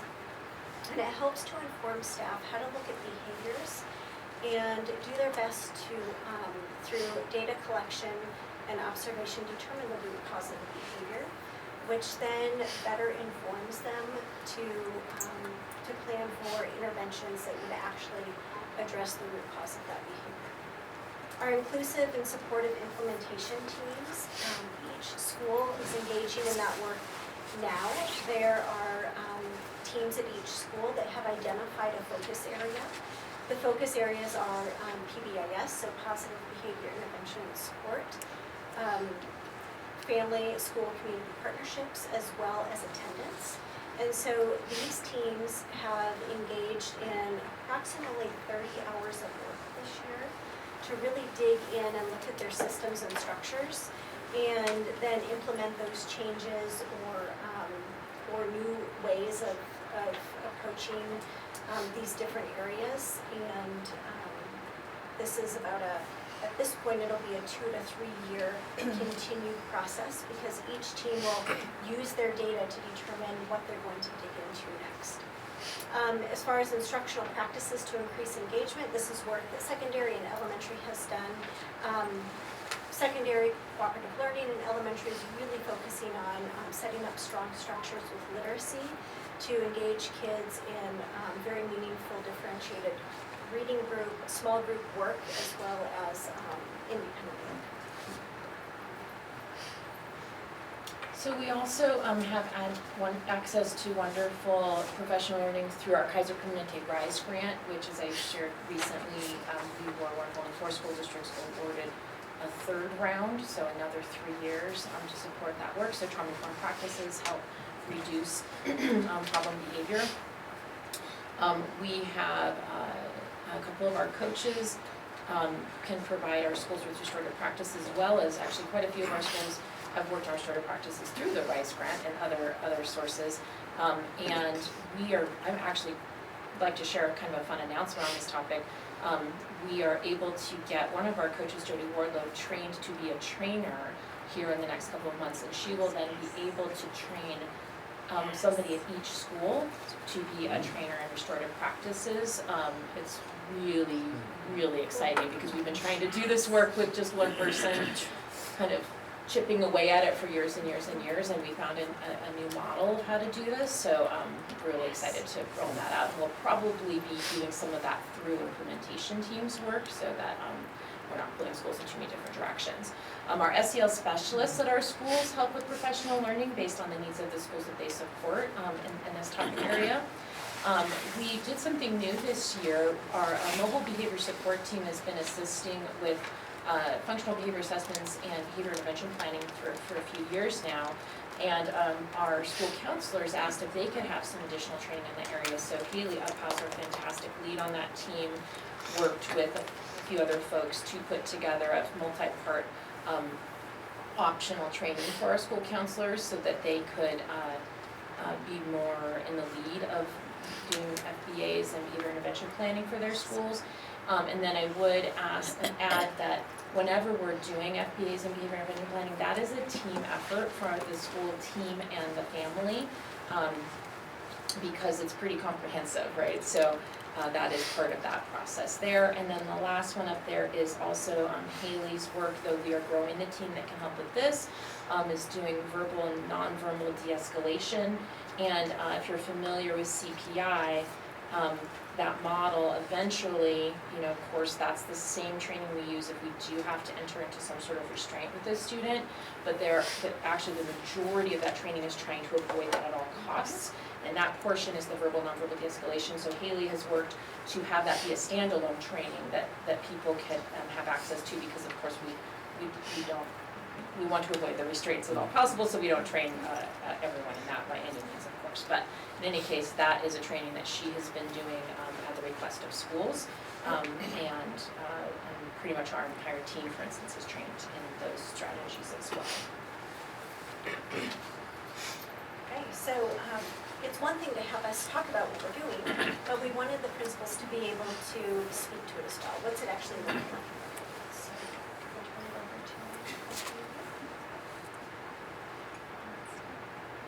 So I guess we'll jump in. We have this school year. Make sure you introduce yourself. Jennifer Bradshaw, the principal at Irwin.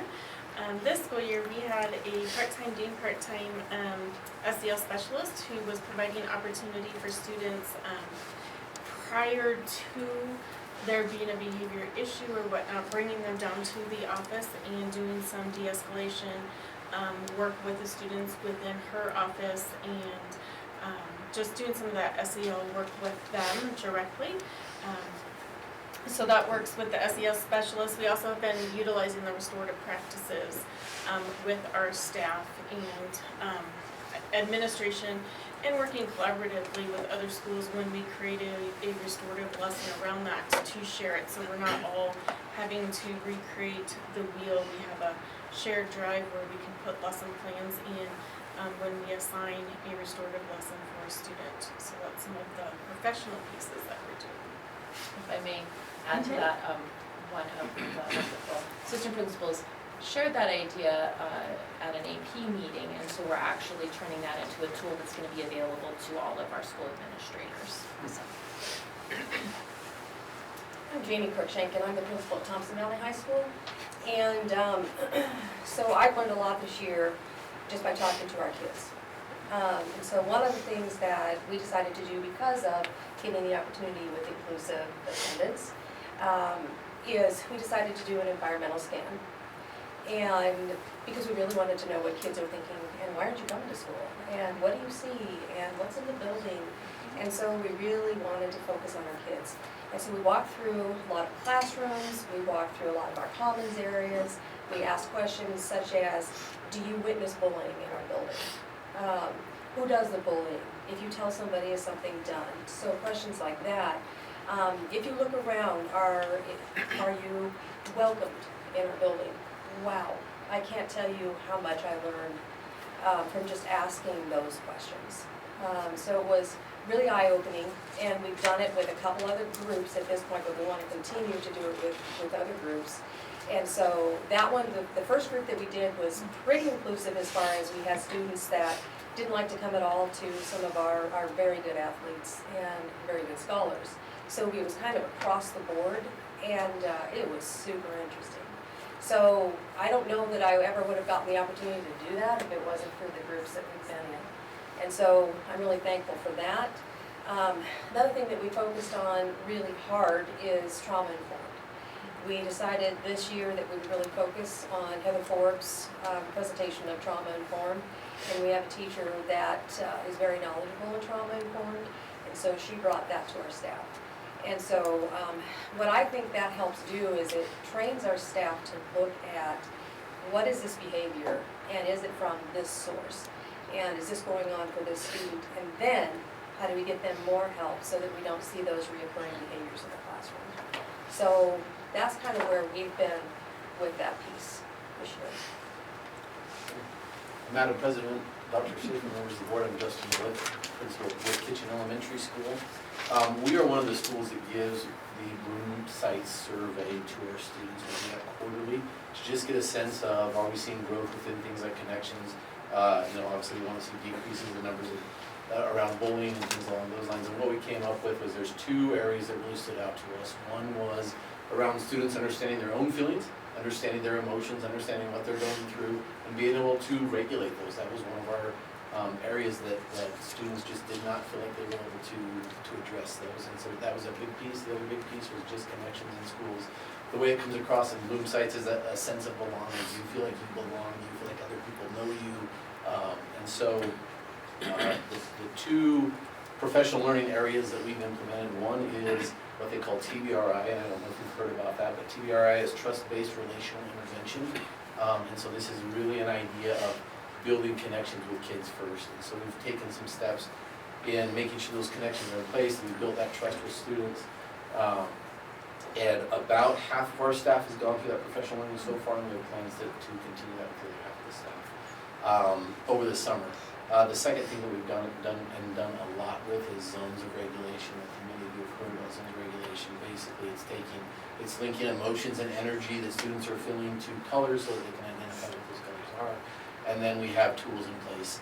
And so we've gone through a professional with our staff on not only identifying those emotions in our students and being able to support them through that, because we know that at elementary school, I don't know what it looks like at high school and middle school, but elementary school, it's a little bit tricky to self-regulate. And so we're lucky if I can get my teachers to self-regulate. But the idea being, can we self-regulate as teachers? Can we self-regulate, put ourselves in a space where we can work with those students in a way that it's not about punishment, it's not about just the consequence, right? These are not permissive programs, there's still an expectation of behavior, but it's how we interact with those students, it's how we speak to them, it's how we talk to them, to get them to a space where they can have a good conversation as opposed to trying to catch them in that moment when those emotions are coming. So those are the zones of regulation and TBRI in terms of professional services.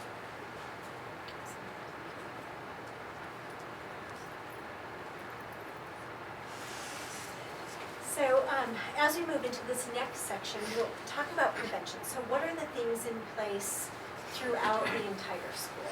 It's the universal systems and structures. So PBIS, positive behavior intervention and supports. And each school has a system in place where they explicitly teach the expectations to students, and really we work on being very mindful of how much positive feedback are we providing our students versus the corrective feedback. Positive school climate efforts, that's each school has their own way that they approach that. Trauma-informed practices, you've actually heard some of the principals speak to that. And then restorative practices, we've heard that too, so I'm not going to dig into that necessarily right now. As far as culturally responsive practices, this has been part of the work that leaders have been doing during their EC12 meetings this year.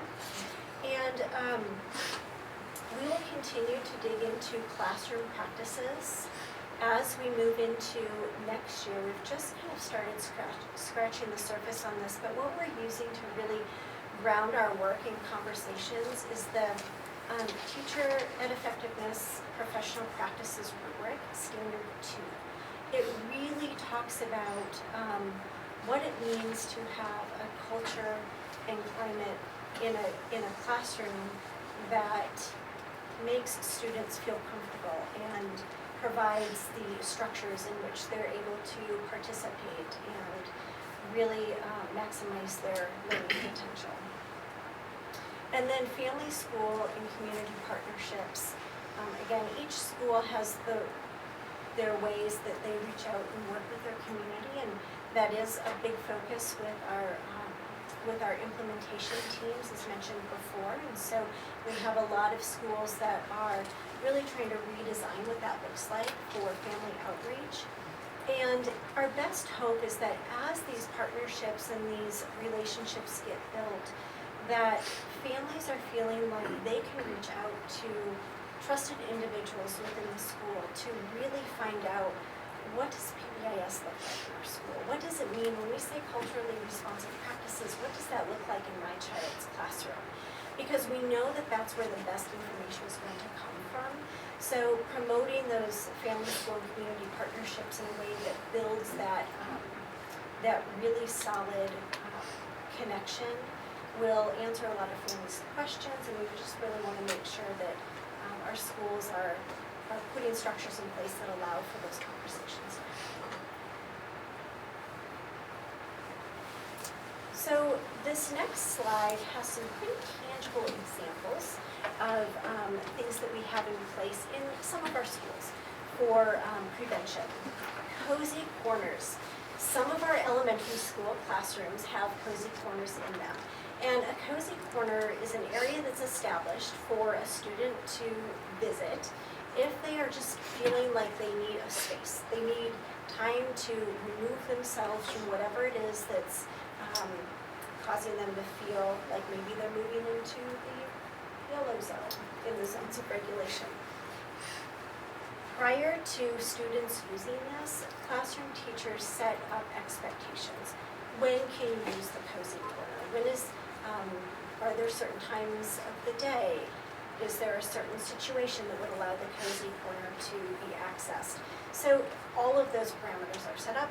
It's not a free-for-all, it's something that is very guided for those students. Soft starts are at some of our elementary schools.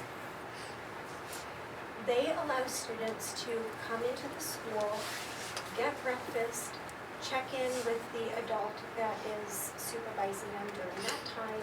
They're usually coming into their classroom, and this happens prior to the start of the official school day. What it does for some of our schools who have identified this as a need is it eliminates that less structured time right off the bat in the morning, because students come onto school grounds, either they're kind of doing a recess or they're lining up by their doors. But this allows students to come in and teachers can see how are they doing today, and do that check-in before the day even starts. And then each of our schools has SEL time, so social emotional learning time. It looks different at elementary versus secondary. But this time really allows for just time for students to develop the skills around emotional regulation, productive problem solving, effective communication, and has guidance with the teacher who is working with the classroom at that time. In elementary, it might be that the school has a set time for each classroom to go through this SEL time. It might depend on the needs of the class. In secondary, this occurs in advisory time. So this is that part where we're really helping our students to understand what does it mean to be productive citizens as we are helping them with those problem-solving skills and communication skills. And then the last two are really focused in the secondary realm. So freshman seminars do exist at each of our high schools. It looks different. Depending on the needs of the high school. It helps our students transition into the high school world. And then Sources of Strength is a student-led organization that is facilitated or supervised by staff. And the purpose of this is that the students identify the protective factors that might need a little bit more support for their schools, and then try to have some activities that promote those. So those would be things like physical health, mental health, positive friends, generosity, just to name a few. So those are some things in place in some of our schools. So, of course, people and places also can work to help with prevention. So our wonderful Ferguson High School gives students an alternate environment to find success. Principal, assistant principal, and dean visibility is very important as a prevention effort, so we're extremely appreciative of our school administrators who somehow manage to get all the things done and also be out in the halls and at lunch and out front and by the cars and, all those places. And any of you who, you spend time in a school, everyone feels better about the school when they see the school administrators on a regular basis. It's super important to prevention as well as positive climate culture.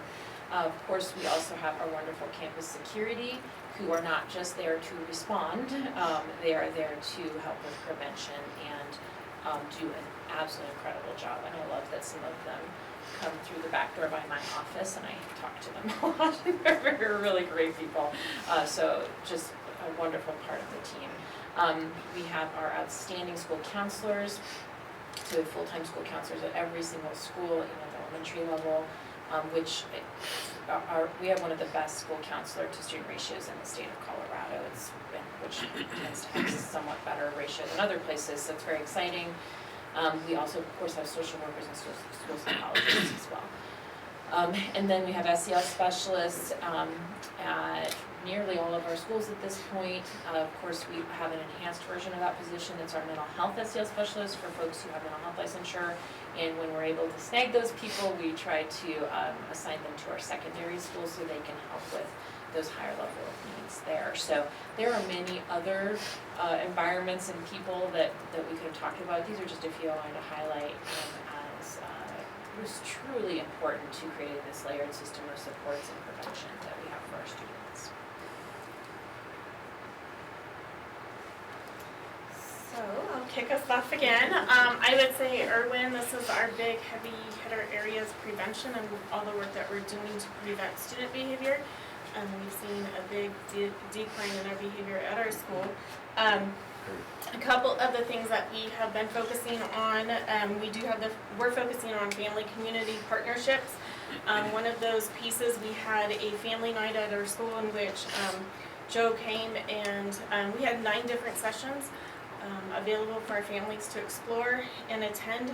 Joe Kane did a session on safety and security. We also had our SRO and the DA come and do a session on social media and vaping because we are having some issues around that.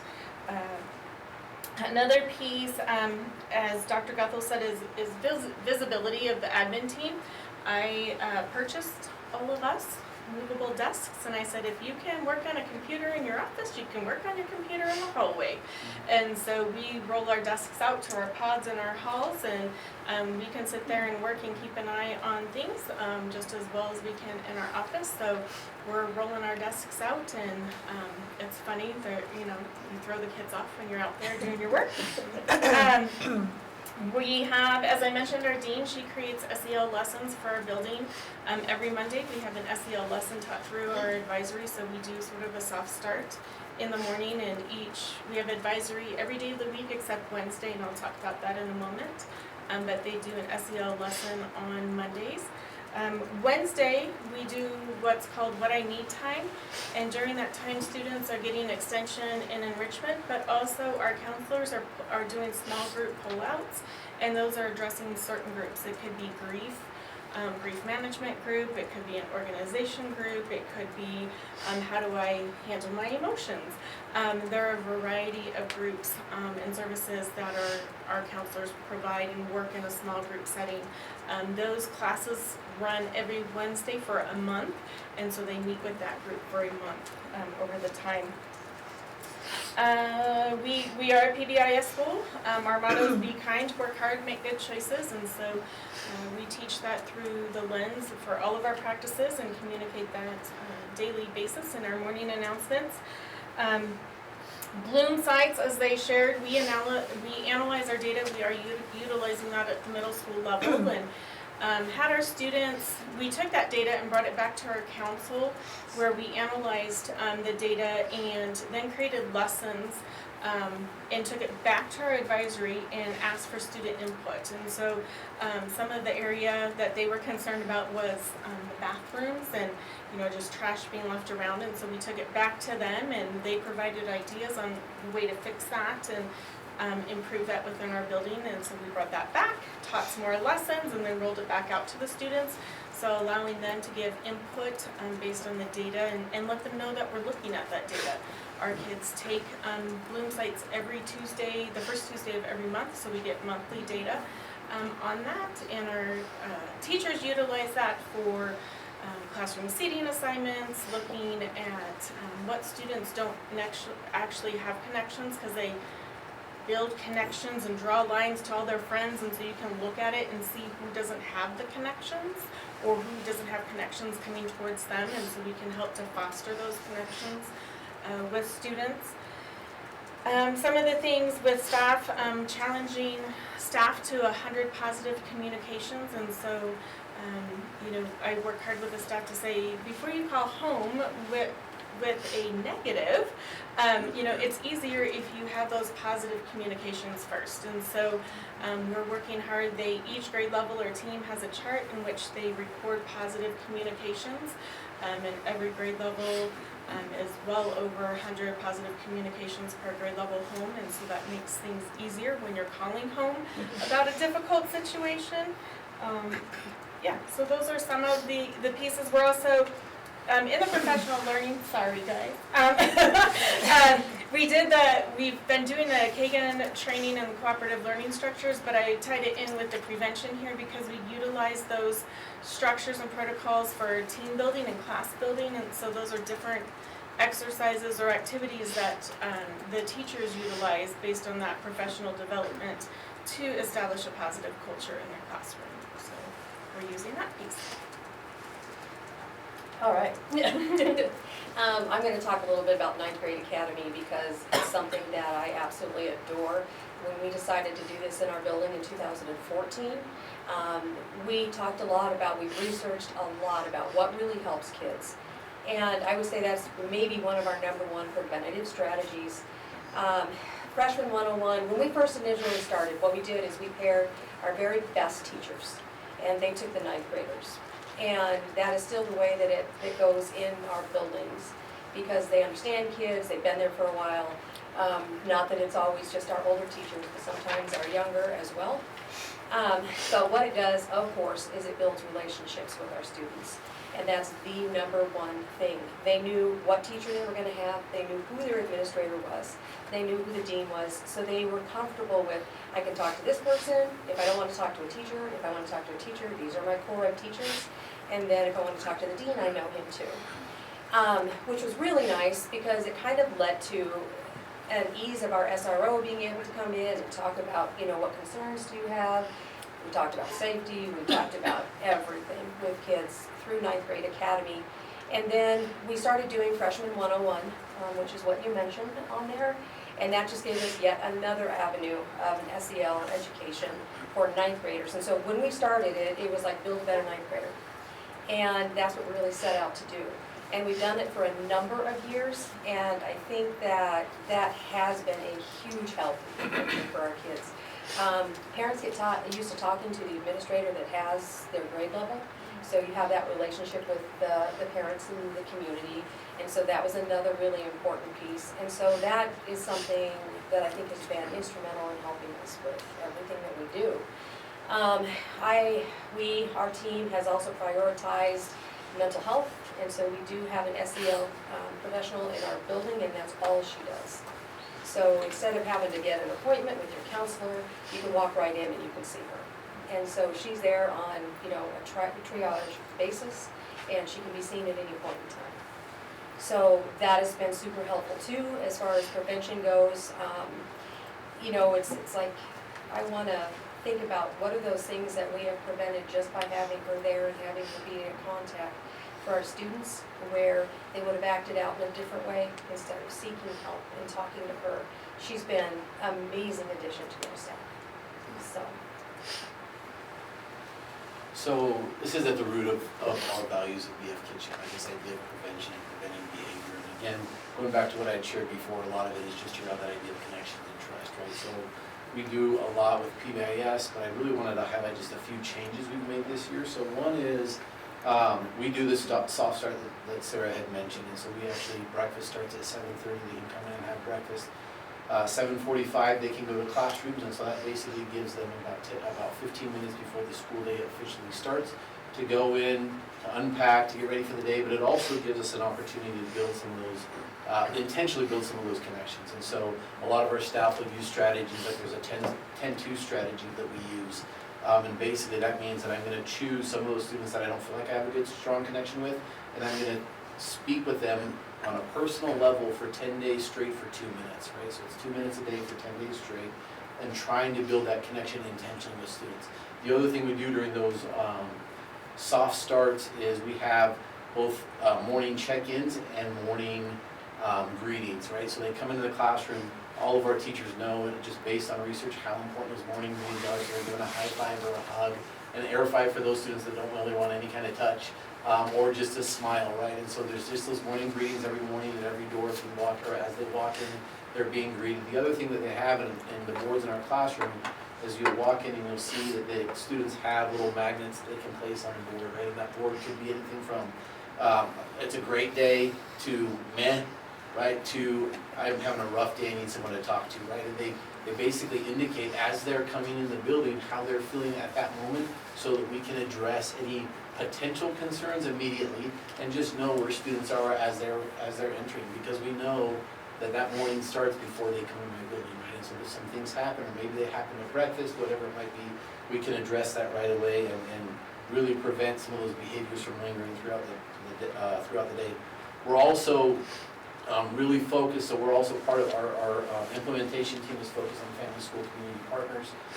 And our focus has really been on the family side of that. So we're really good, as most elementaries are, at like the big events, like the Chilean bingo and all those things, right? And what we've tried to do is hone in on that a little bit and try to be a little bit more intentional about how we're visiting with families. And so our challenge this year to teachers was to have not home visits, because we know from an equity lens or a cultural lens that home visits can be uncomfortable. Like not everyone wants teachers in their homes, and so we've changed that actually to family visits. And so the goal is for every teacher to have 4 family visits throughout the year. Those family visits can look however they want. Sometimes it's uncomfortable, like, hey, just come talk to me, right? So some do it like a reward system, and they call it like a Klondike with the teacher, right? So the kids come, the parents come in, they have a Klondike bar, and they just talk about great things, right? They talk about what the students love, they make the connections with families that way. Other families or other teachers have met families at the park near our school, and so it's just that idea of building intentional connections with those families. And then the last one I just wanted to mention was we have started something, again, with that idea of connections in place. We started something this year called Tiger Pride Teams, and basically what it is as we were doing our research, what came across over and over is the more connections a student has, the better, right? That it's not just about that one connection to the one teacher. They need to have connections to other teachers, to other adults in the building, to peers. And so it's almost like your Harry Potter house system, right?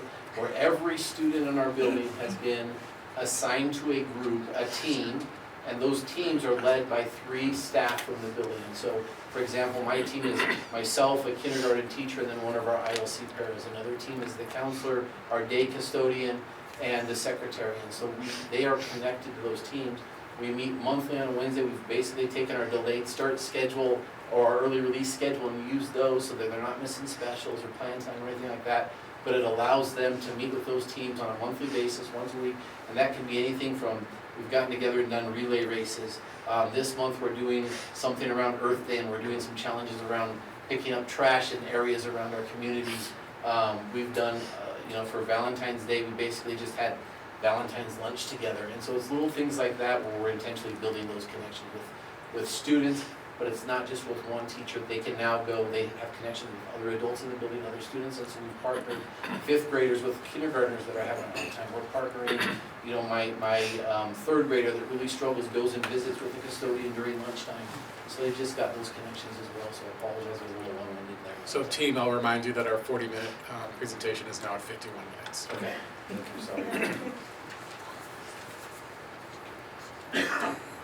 So we have a lot of people that help step in when, just like adults, sometimes we say and do things we wish we hadn't, right? Students are learning and growing up, and they need our help. So we have, and I've talked before about our positive attendance team, our student engagement specialists.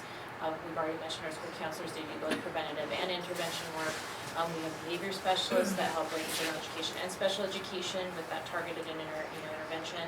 Of course, special education can provide support around behavior.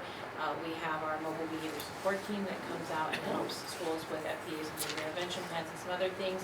And then I don't know if many people think of our federal programs team this way, but they certainly provide intervention through McKinney-Vento specialists and all sorts of other amazing specialists. So we try to come from any angle possible to intervene when our students need that. So these are very specific. Each building has an SST process, so student support team. When a student needs additional intervention and it's not quite working in the classroom, this could be for academic or behavior, they can be referred to this team. This team is made up of other professionals within the building, including administration, and families are always involved in this process. Behavior intervention plans are developed when a student is showing or is demonstrating behaviors that are harming to themselves or to others. There's an FBA, as Dr. Guffels mentioned before, which is really determining the function of a behavior, and then plans are written based off of that data. Parents, again, are always involved in that process. It's critical. We need to know all of the information we can and have a team wrapped around these kiddos. Check-in, check-out is an intervention in which a student has usually one or two behavior goals.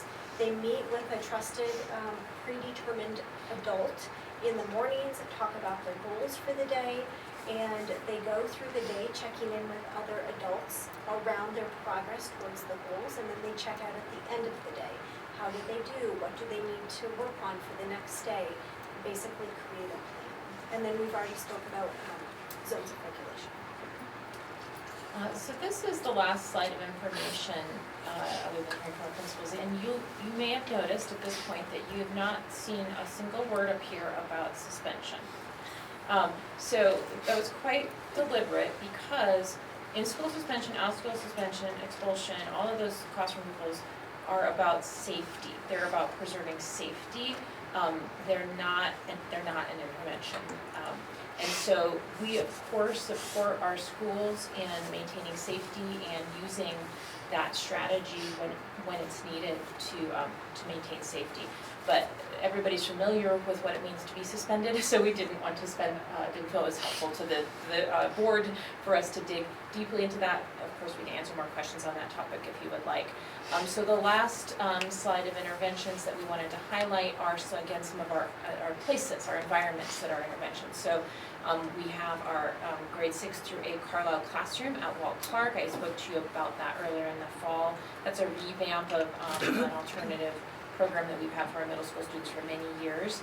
And so this is for students struggling with engagement. They can be referred from any of our middle schools and come join the team at Walt Clark. And I'm sure you've heard about our SOARS program, Sierra Schools for students in special education, as well as Hogue. And then super exciting, Ferguson Options from GED support is another intervention to just, if the school environment is not working for you, we still want you to get that super important GED.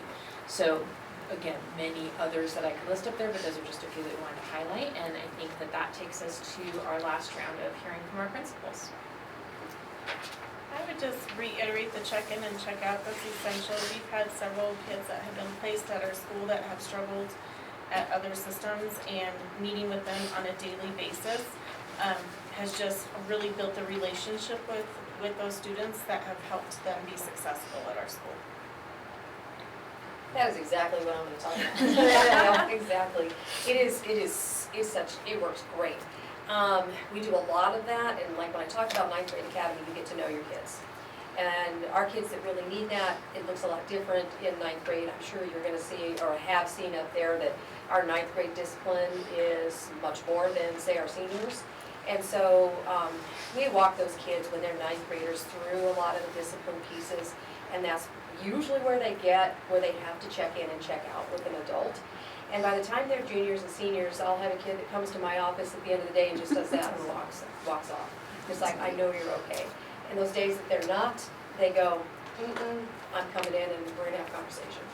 And so it's just so nice to use that as a method to not only just, hey, have you not been in trouble today, but are you really okay? And it just gives them one more person. Sometimes we have a couple where they'll check in with our dean and then they'll come to my office and check in with me, and they just want some reassurance that they're okay too. And so yeah, it works great. So for me, I'll be very quick, but our biggest piece is our animal assisted intervention. So my counselor is the one that brought that to the district, and right now we currently have 7 animals and their owners coming into to volunteer at our school. They're working right now with about 15 to 20 students on a weekly basis. They come in every week and work with a handful of students. Those students can graduate from that program, but it's been probably, like I said, right now they're all dogs, but last year we had an intervention therapy cat, so that was always fun. A little bit different there, but anyway, it's been a great opportunity. They read to them, they learn how to treat, be calm around them, they learn how to, basically like the soft touch, asking permission, things along those lines. And so it's been a great program for us to work with our students that need that extra support.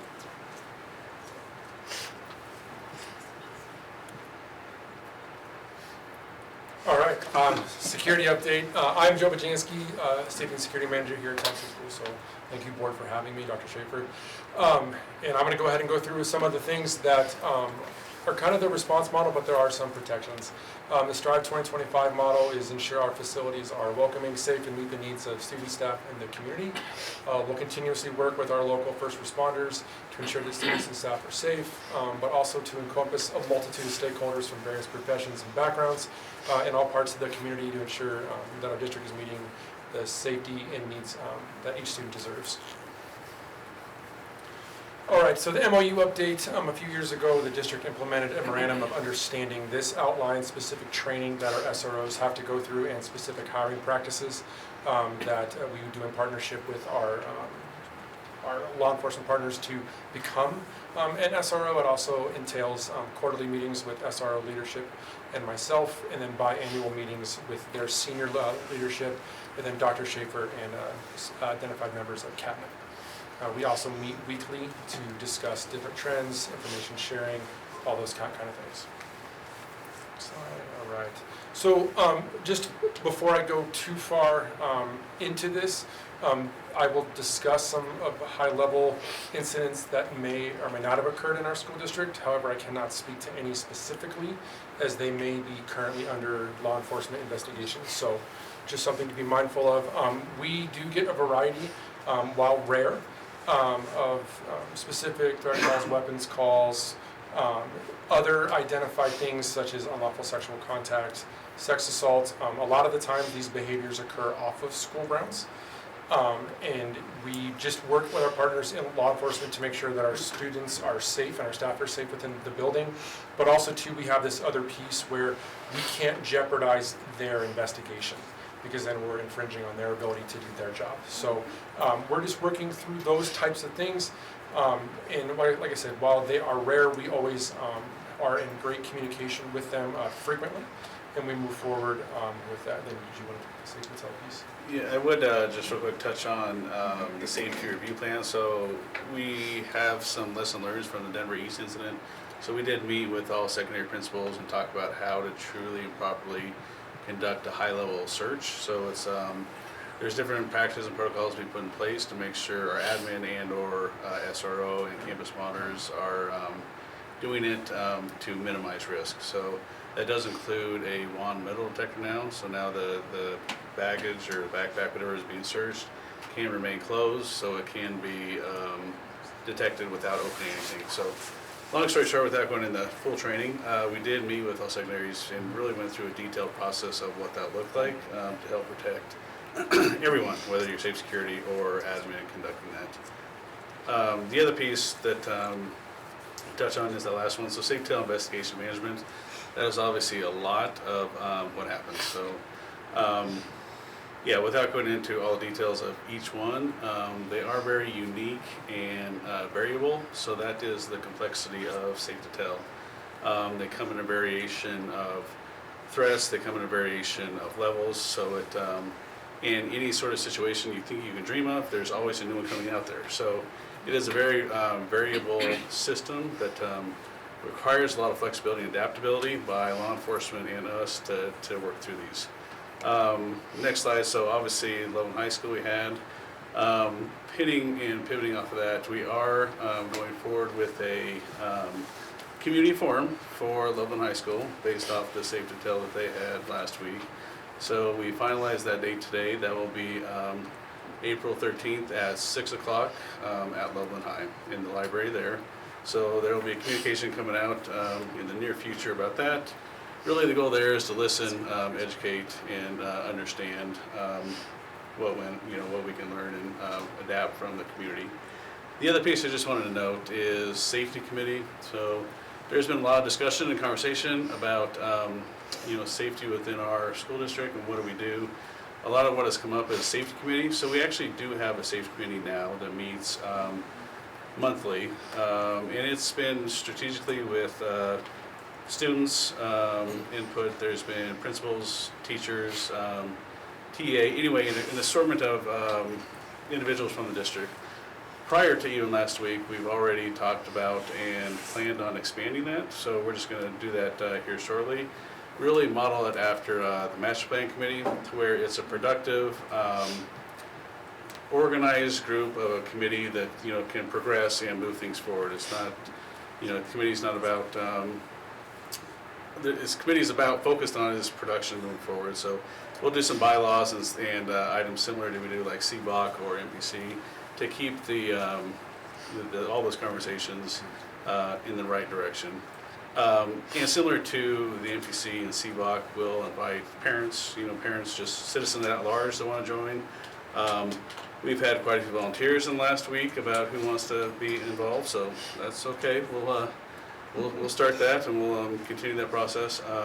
But yeah, I just want to let the board know that that was already in the works, had one, and it's going to be expanded here in the near future. All right, so currently our staffing for our school resource officer unit, Loveland Police Department, we have 7 school resource officers and 1 SRO sergeant. I would like to make note that the new SRO sergeant is sitting in the back left in the black jacket. His name is Sergeant Brian Bartness. He is just joining us here because he's learning more about this position. He is on an interim basis at this point, as our MOU and IGA would require input from the board and other members of the district prior to a full-time hire. So he's on an interim basis as the previous one retired about a month ago. So we're working through that, and as some of you may know, Loveland Police is also going through their own changes through their department as well. And then in the Larimer County Sheriff's Office, we have 3 SROs. One of them is part of the co-responder unit, and we have 1 clinician, and then ironically, our SRO sergeant from LCSO is not only the SRO sergeant, but he's also the sergeant over the entire mental health co-responder division of the county. So he has a very good insight on that, and that is Sergeant Robert Cook. And I think you met him a few weeks ago in the board meeting. So, all right, next slide. So here is kind of where we are at previous to this year. There was a question from, I believe, Stu, about why do I see the citations being lower in 2021 versus 2022. I would argue that's also part of the COVID-19 pandemic, as there were cohorting, there were other structures put in place, there were restrictions on things that kids were allowed to do, so that probably had a pretty big play in it. But I would imagine that is why. Then we'll move to our next slide, which is our current data. I know this is much smaller. I hope the board has good handouts on their laptops or their personal devices where they can see. This is through the Loveland Police Department. And of note, what you will see is why is LCSOs different than LPD. One of the credits I want to give to Sergeant Bartness and then his senior command staff is beforehand they didn't track data at that level like LCSO did, and now they want to, and they are. So the problem is that this is what we were able to piece together in the last 4 weeks. So in the future you will see the exact same report that LCSO produces, but for the last 4 weeks, this is what we could do. The top 3, as you can see there, types of incidents that we're dealing with is marijuana, disorderly conduct, and drug paraphernalia. What is important to note is disorderly conduct is not given, that citation is not given to a child for what Dr. Goethals was speaking about earlier for defiance or anything like that. That's a school-related issue. At times what they're doing with that is they are doing that as a basic school fight, but then they can write it into a municipal code and not to county court. So it's a way to have a lesser offense for that student. The other note, and you'll go there, of 133, I believe, so also too required by state statute, the DA's office is required to send a charge notification to not only myself, but to the principal of the school. And I would also tell you that we have not gotten 133 charge notifications, not even close. I would say less than 40. And that is because most of the time those offenses are written into teen court and into diversion. Diversion is a process where a student must meet the requirements of the court, and should they do that, then the charges are wiped out and there's nothing on their record. As you can see, the race and ethnicity chart is there on the bottom left, and then by school. The one thing I want to note about school is, I know there was a question about why is Thompson Valley so much higher? Why is Lucille Irwin so much higher? Well, to be honest, like I kind of alluded to, well, this is the first time we've tracked it this way. And sometimes, unfortunately, with student behavior, we can't always predict it. So in the springtime when we do this for the second semester, it may be Walt Clark, it may be Bill Reed. We're not really sure yet. So we're really enjoying that partnership with Loveland Police at this time to really identify where this comes from. The one thing that is of important to note is over 99.5% of this criminal information was referred by staff. It was not officer observed. So that is something that is they're working with our administrative teams versus them driving down the road and looking and observing a student do something. So what the positive about that is our SROs are in our buildings, which is a good thing. So the other type of offenses, there's a lot of colors up there, are listed there below. Next slide. This is LCSO. This is their data. So I do know that there may be some questions about how things are classified, but this is the direct data from the Sheriff's Office that I receive. As you can see, there's some different things that they track. There was a question about mentoring, and what does that mean? What that means and how the Sheriff's Office classifies that is anything from, hey, student, how was your football game last night? Was that good? I really didn't like this kid. He got a penalty. Oh, well, we can work through that. That's mentoring. That's an informal way of just SRO building a relationship with a student, but they feel it's important for SROs to not only track, obviously, the criminal side, but there's a lot of great things both agencies' SROs do within our schools, and it's important to track that. So the other thing is there, you can see where they get their information from on the bottom right, and they totaled 4 citations. Also of note, they only have 2 secondary schools, and you must be at the age of 10 in Colorado to be charged with a crime. And there is potential House bill in the state of Colorado that would raise that age to 12, and we're watching that closely. Okay. Next slide, please. And then I wanted to provide a co-responder update. I know you met these fine folks. I think a victory out of this is we have more co-responder contacts in 4 months than we do citations as a district. So that's important to note. I will tell you that is probably even higher than when I built this slide. We have also been asked to speak at CoreCon, which is a national co-responder conference in Spokane in June, and myself and Sergeant Cook and these 2 will be speaking there as other districts have expressed extreme interest in implementing this program into their districts as well. And then 9 News recently did a story on the unit as well with some principal and counselor feedback from Riverview specifically. All right, next slide. All right, next steps, we're obviously going to continue the MOU. And this may be an opportunity as LPD goes through a change in the leadership, that also too the IGA and MOU expires at the end of next year. So if there's anything else training-wise or anything like that we wanted to put in, that would be a great time. We're also installing some new information system, and this is something that Todd and I have been working with our first responders over the last couple months. It's called Navigation 360. And the board has charged me with looking at the entire student, not just the incident. This program not only tracks our threat assessment information with safety plans, it also has a whole other facet where it has the ability, and I have not worked with them on this yet, where we can actually track suicide risk assessment data and PBIS data in the same thing, and we can track the student as they go through. And really, when we're doing threat assessments, when we're looking at the whole student, we're actually looking at everything and making sure we're making the best decision. We're increasing our staff training. This is an all-volunteer thing that I'm working with Kevin to do. We're looking at doing a volunteer type safety drill that is a heightened level for staff that are welcome to attend. So there'll be more information coming out on that too. Additional physical security. What I mean by that is we have entered into high-level discussions about the availability of increasing the number of SROs in our school district as our secondary schools continue to evolve, things of that as a nature, if you will. And then obviously continuation and further implementation of the co-responder system. So not necessarily adding a co-responder as the data is still so fresh. We've still only have such a limited information about it.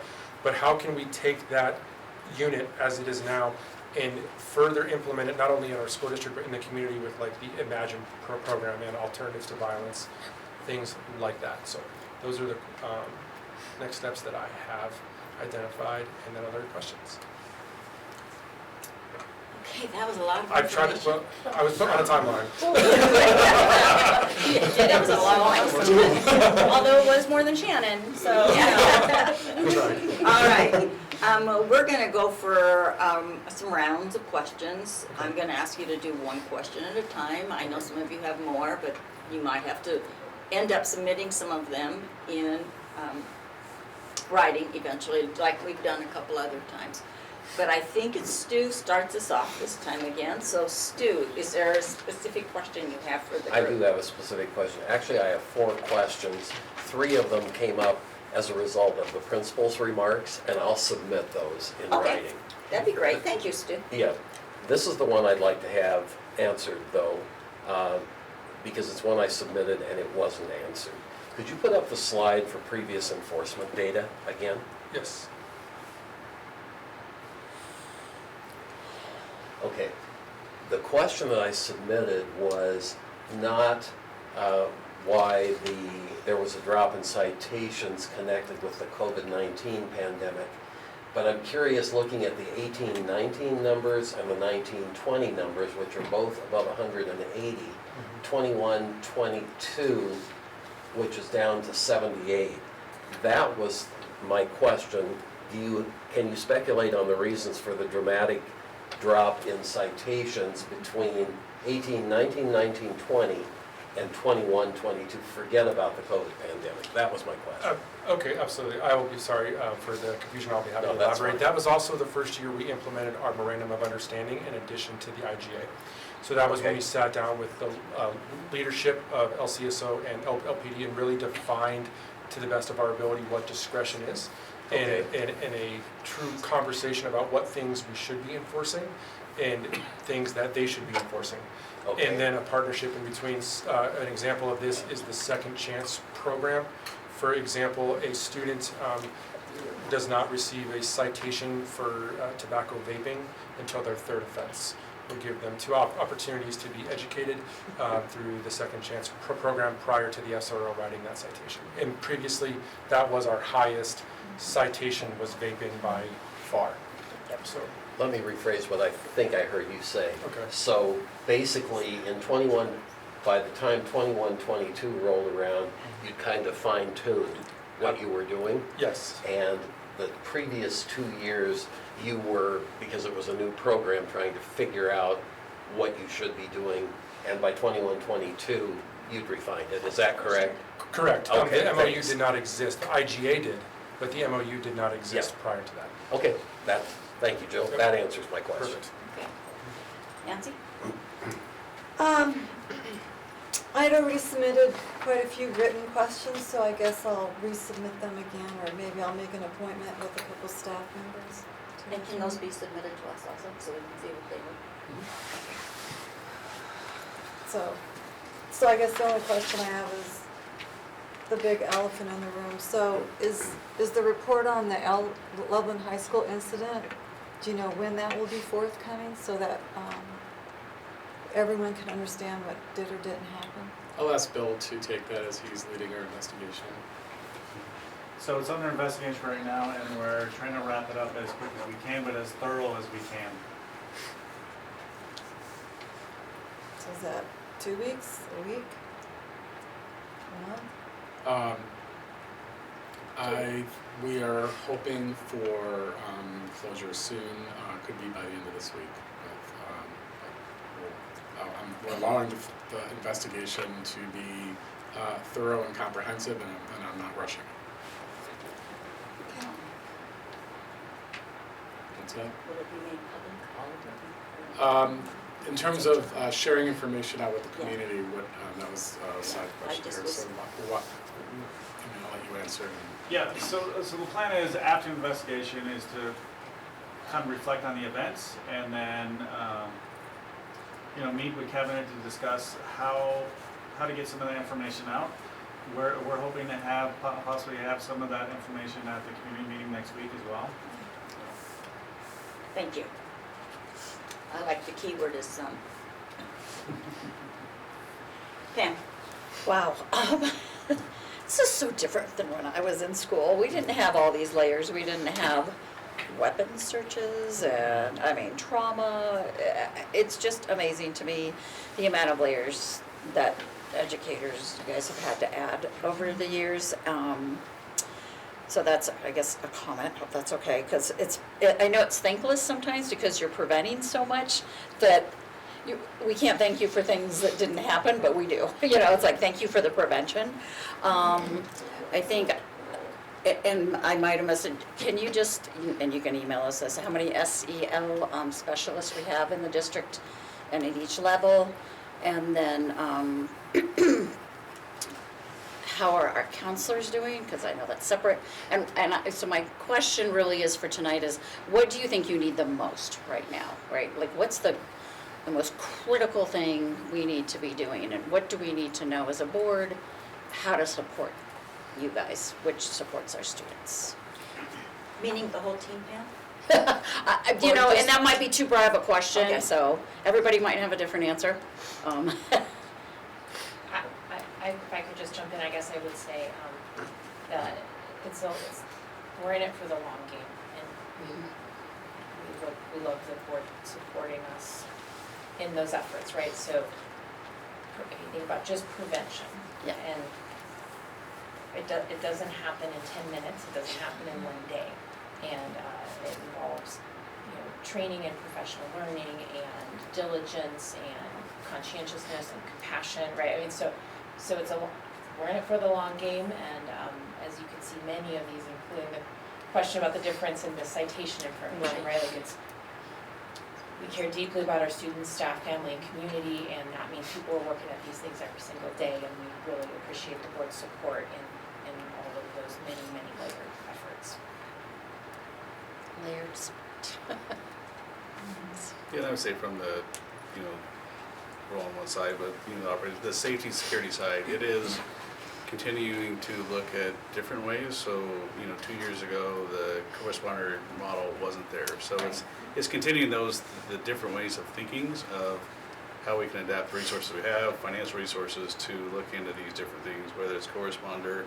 Right now we're looking at a partnership corresponder with Johnstown and their PD to just create more. So it's finding and flexible with, as you mentioned, the way this world is changing. Yeah. We also have to adapt and think that same way, and then that's the support that we've really got to think about, because it's different. Yeah, schools are just a reflection of the society. It's just, you guys are having to figure that out, so thank you for everything. Amy? Thank you. It was very, I enjoyed hearing from the principals, what exactly is going on, and how are you implementing this, on the front line. So thank you for being here and for sharing that. Sort of to go off of Pam's question about the SEL specialists, how, does a larger school have more SEL or does each school just have one, or how is that determined? Yeah, I can answer that. So, pardon, we have about 11 FTE dedicated toward SEL math, SEL specialists on my team, and then some of our schools have, like Principal Cruikshank referred to, they actually have one they've used with their Right. building FTE so that they can have them full-time, and I'd just like to note that person came from my team, so. Welcome for fighting her. Great, it's a great fit. It depends on, like, kind of we work it out with the school. Sure, If okay. they wanna have their one dedicated person versus, somebody from my team, but my team, through the leadership of Erica Lopez and Shannon Jenkins, supports all of our SEL mental health specialists regardless of how they came into our district. The high schools, the ones that I supply, they have a half-time person from my team, and like the other half of them is in another school. So that's generally where we've landed. It seems to be working fairly well. It's about one person for every 2 schools, unless schools would like to have a full-time person. And I think it was a lot of information. It's a lot to, digest and take in, but, thank you for supporting our kids and, thank you. Alexandra? So I have a question, Jennifer. You talked about you're sharing the restorative practice lessons elsewhere. Could you give us an example of like what one of those is, so we can sort of get a better sense of what that actually means in practice? So, I'm trying to think off the top of my head, one would be around harassment, and recognizing a variety of cultures, and so it's researching so specifically we had an issue around using the Nazi symbol, and so doing some research around what that symbol means, where it came from, the impact that it has on the people that went through that, and so it's learning about it and reflecting about it, and then making it right with the person that they may have offended. And so it's a lot of teaching and learning together, and then making it right so it goes in that folder for that. It can be unkind words and origins of language and things like that, because often kids will say something that they don't know what it means, and so then what does it really mean, and where did it come from, and how's that unkind, and then how do you fix it? So the student would go through that like research process. Yep. So whether if the discipline piece is an in-school suspension or a lunch detention or after-school detention, it's a purposeful time that they're learning that piece. Another piece, I'm not really restorative, is that second chance with vaping. Kids learning about tobacco and vape and the impact that it has on the body and those. So really making it educated around teaching so that we don't have that same behavior. Thank you. Dawn? The data thing, the Notification 360. What'd you say? Notification 360, the data tool. It's navigation. Navigation 360, thank you. Mental health data and suicide data is homicide data. If we ever need to justify cost, it's saving lives on both ends, because people are twice as likely to kill themselves over other people. So if we want to stop school shootings, we start caring about people as individuals first. So hopefully we can find money for that.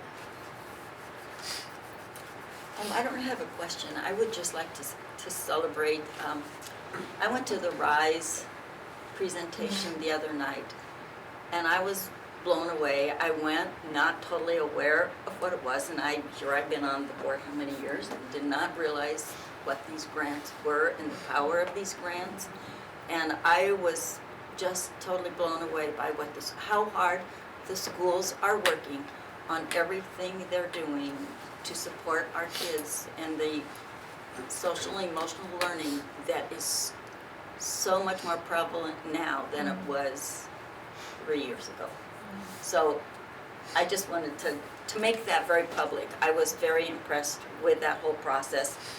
And I felt the joy. I felt how tired people were. But I just was amazed at what was happening in that room. And they were crowded, but they went through it. And yeah, so just for all that's happening with that aspect of it, it was totally amazing. And I don't know how many of you know what the RISE grant was, but I had not been before, and I was totally in awe of it. It's just a night of celebration. So when they do it again, we should all go because it was amazing. That's all I had. So, question? Yeah, one more loop around. Not a question, just a comment. As I mentioned, I'm going to submit questions probably to Melissa for the principals that came out in their presentations. But Melissa and Todd know that I submitted a lot of questions. You answered all of them, and I appreciate that you honored the time that I spent as a board member creating questions, submitting questions to you that I thought were related to the presentation. And so thank you for doing that, and you'll be getting 3 more, Melissa. Nancy, anything more at the top of your list? No, it just, something that struck me was, I'm sorry, it's, Principal TV, Thompson Valley, sorry. Jamie. No, you're good, you're good. Jamie. It struck me when you talked about how you guys decided to do an environmental scan and you just went and started walking around and asking questions. Something that popped into my mind is that we don't always need to reinvent the wheel. A lot of these practices are tried and true from today, from 30 years ago. And so to me, it seems like almost like the more emphasis that we're putting on all of this emotional, mental, that it's almost like we're maybe still missing a piece, because when they're in school, they're getting so much attention. And then when they go home, it's different, and or when they leave school, it's very different.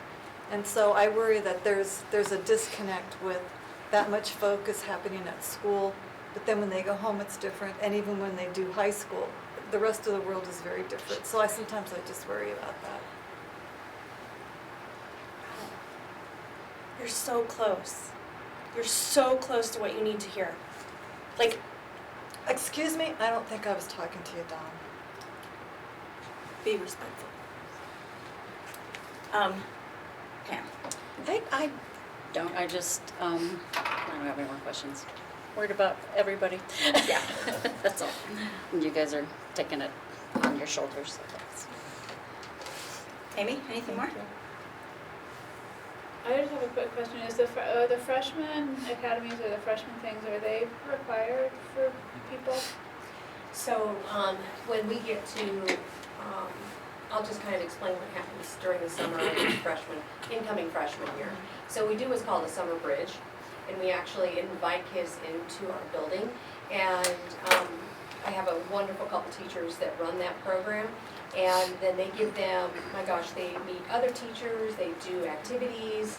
And so it just basically is, we wrap our arms around our ninth graders. And so it gives them, when they come back into school the first day, they know teachers, they know kids, and they know their administration. And so we ground them there. And then our transition day is also around, how we get them acclimated to that building, because my building's kind of big, and so sometimes hard to get around. And so we go from there, invite only, not invite only, but if they want to come, they don't have to come to the summer bridge. Everybody has to go to transition day, and then everybody is involved in ninth grade academy. So it's not, just a push-in program where we just pick our most at-risk kids. It's everybody. Because from what I've seen, even our GT kids are at risk. You're just one event away. Absolutely, they are.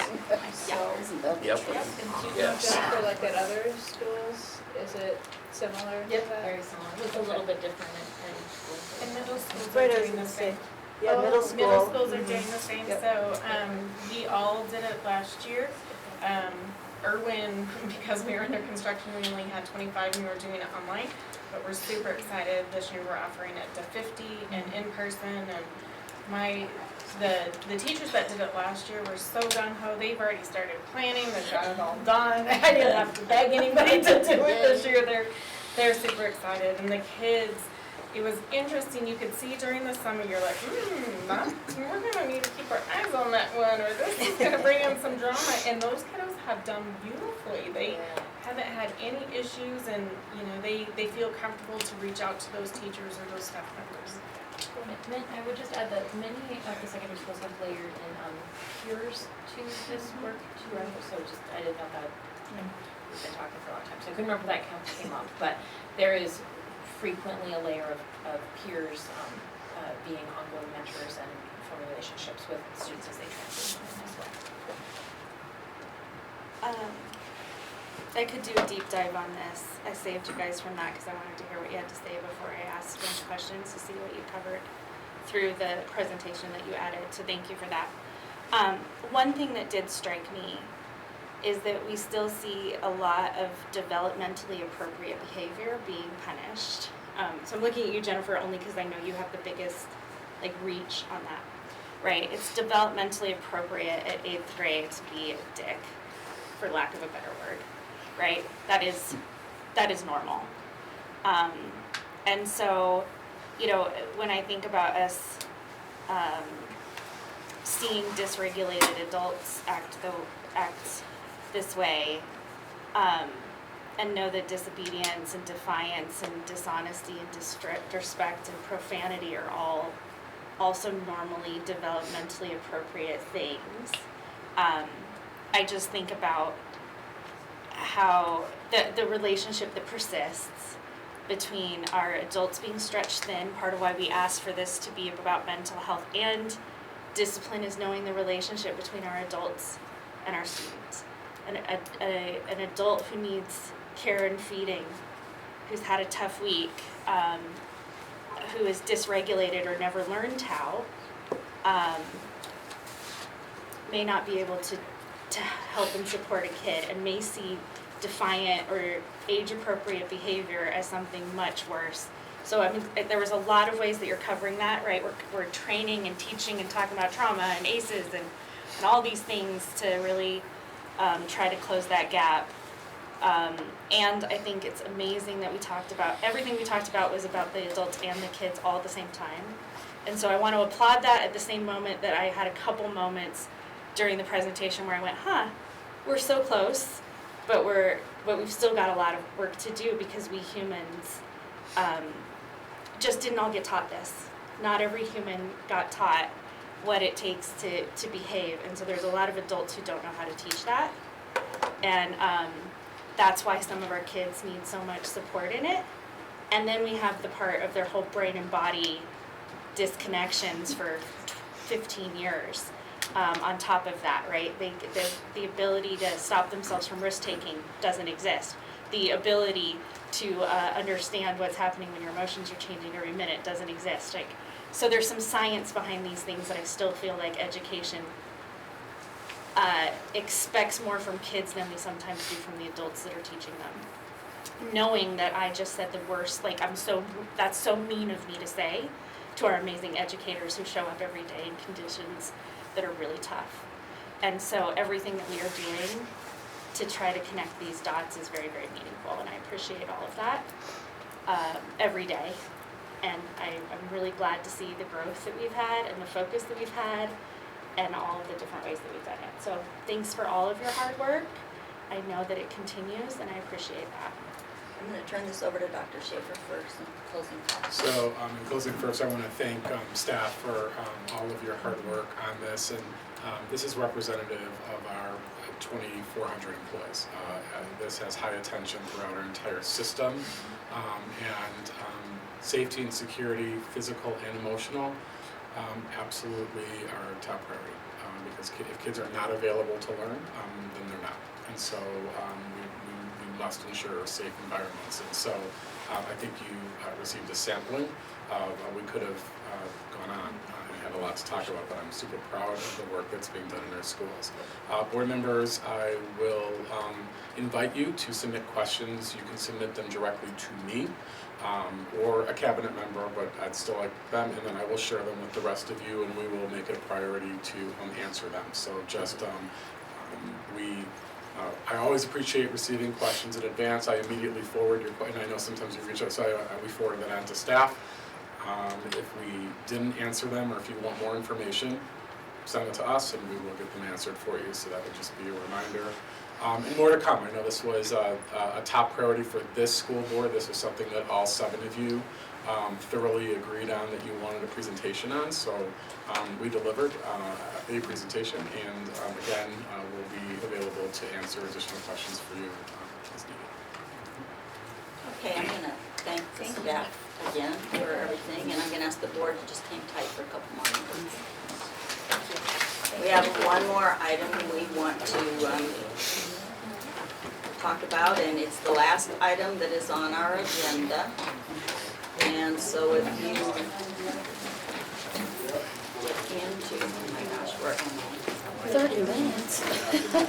Yeah, we're going to just do a planning time, is what we're basically doing here. What are we doing? Yes, well, yes, but what I also need is I want that thing opened up there. The Cabinet, you may yes, thank enjoy you. your evening. Yes, thank you. The norms. Jesse, yeah, I know you are. Okay. That you guys developed, right? Yeah, Or the checklist. The checklist. That's all. Isn't that the one that, aren't those the same? Yeah, they are. Okay, so just, here's where I want us to go with this, you guys, real quickly. I have an 8:30 meeting down at the city council, so we're gonna talk about this a little bit. This has come up 2 or 3 times when I say at the end of our meeting, are there any other topics that you want added or anything you need? And we've always had norms on the end of our meeting, and we never really have a time to really address those. So what I'd like us to do is think about those of you that have had really important questions or concerns about the norms and how things are going. I want those put on paper so that we have track of what those questions and concerns are. And then we are trying to come up with a time for our retreat. And one of our suggestions, we have options we can do.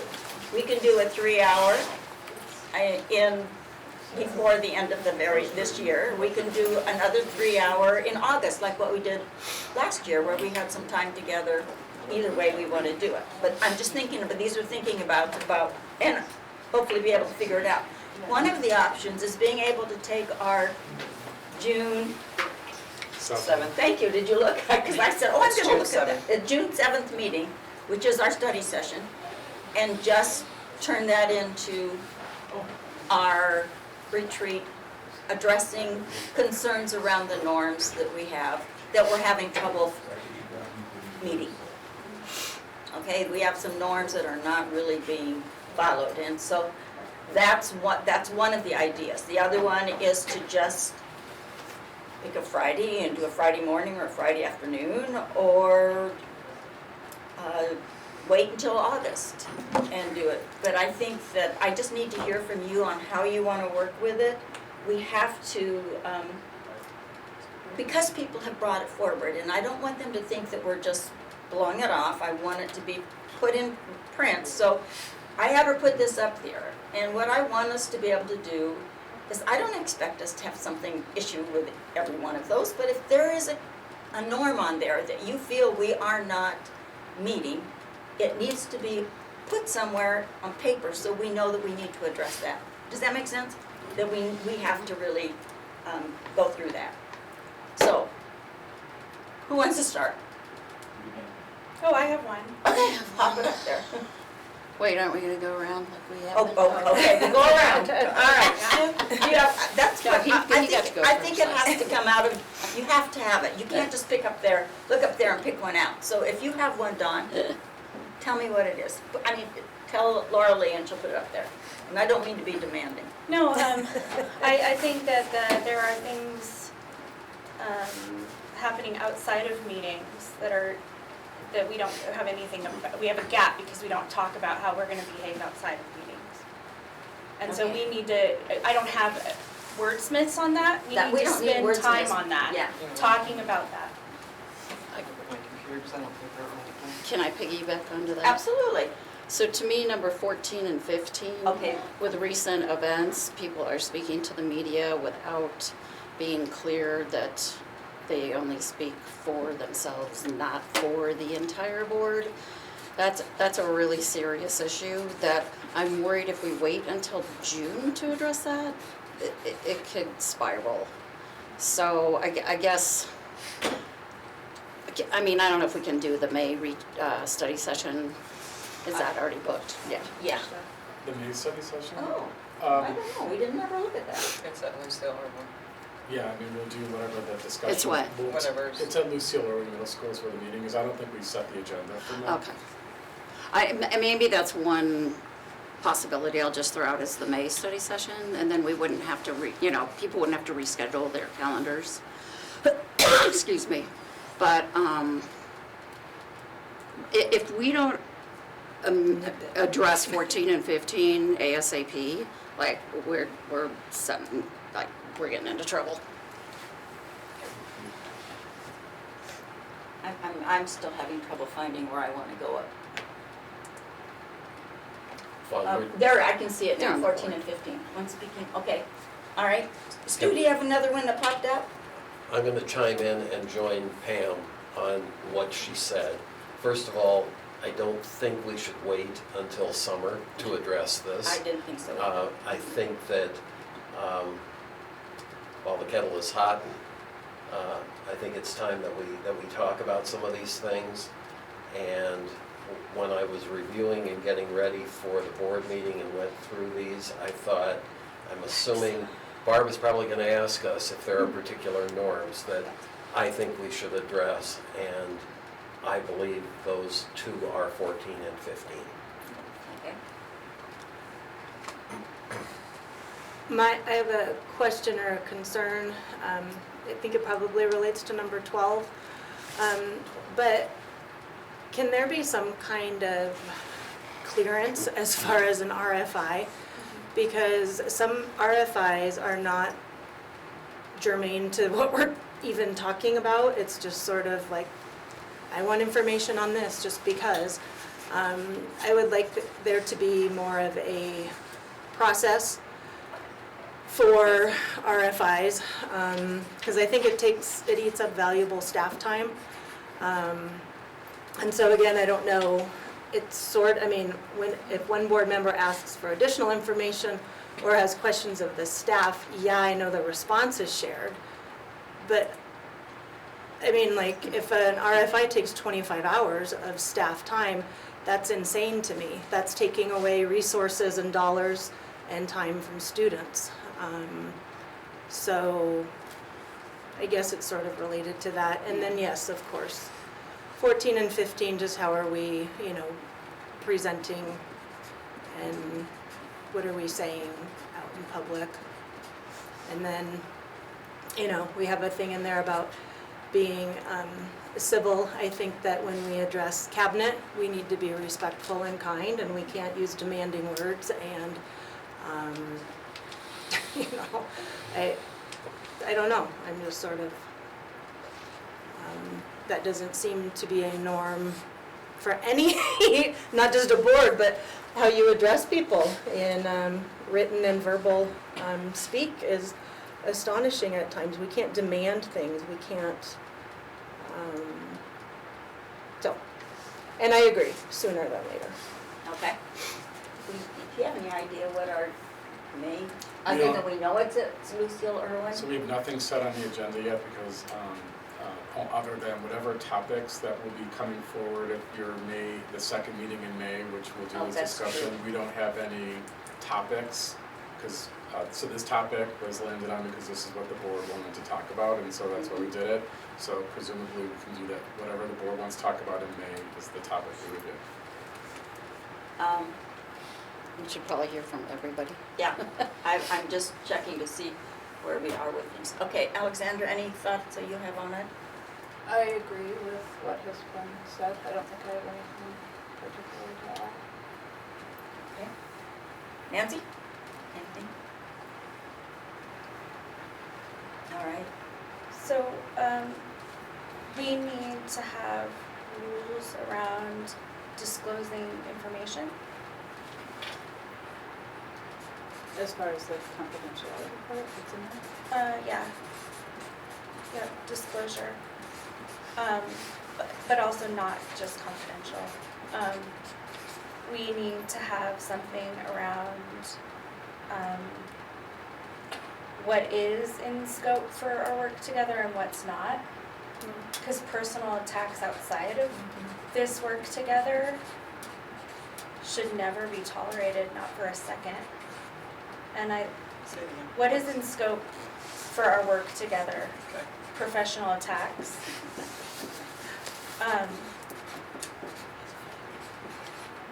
And the ethics of representing our district and the legal risks and ramifications of the behaviors that have happened and what that means to us as a board and what happens when an individual is acting outside of the norms. Are they acting on their own and then not under the protection of the board's legal team? Regarding what Dawn just said, I'm very quickly going through the norms, and I'm not sure which, if any, of what you just said are actually covered in some of our... They're not. We don't have them, and we need to. And you don't think that they're implicit in anything? No, Okay. clearly they're All right. not. Clearly they're not. Okay. Okay.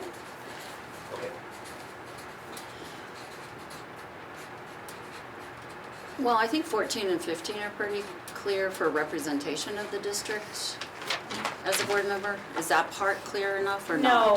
No, Okay. I'm talking, sorry, what I'm Are talking they about a with couple that different things? is that legal representation of the district is afforded us as board members. However, if we're willfully and wantonly not doing our norms, then we need to talk about what the consequences of that are. Because if I choose to not do what I'm legally obligated to do or what my oath was, then I am now saying that I'm also, like, I think we should be talking about the consequences of what happens when people behave the way that they should behave. Because there are legal consequences. It is illegal and it's unethical.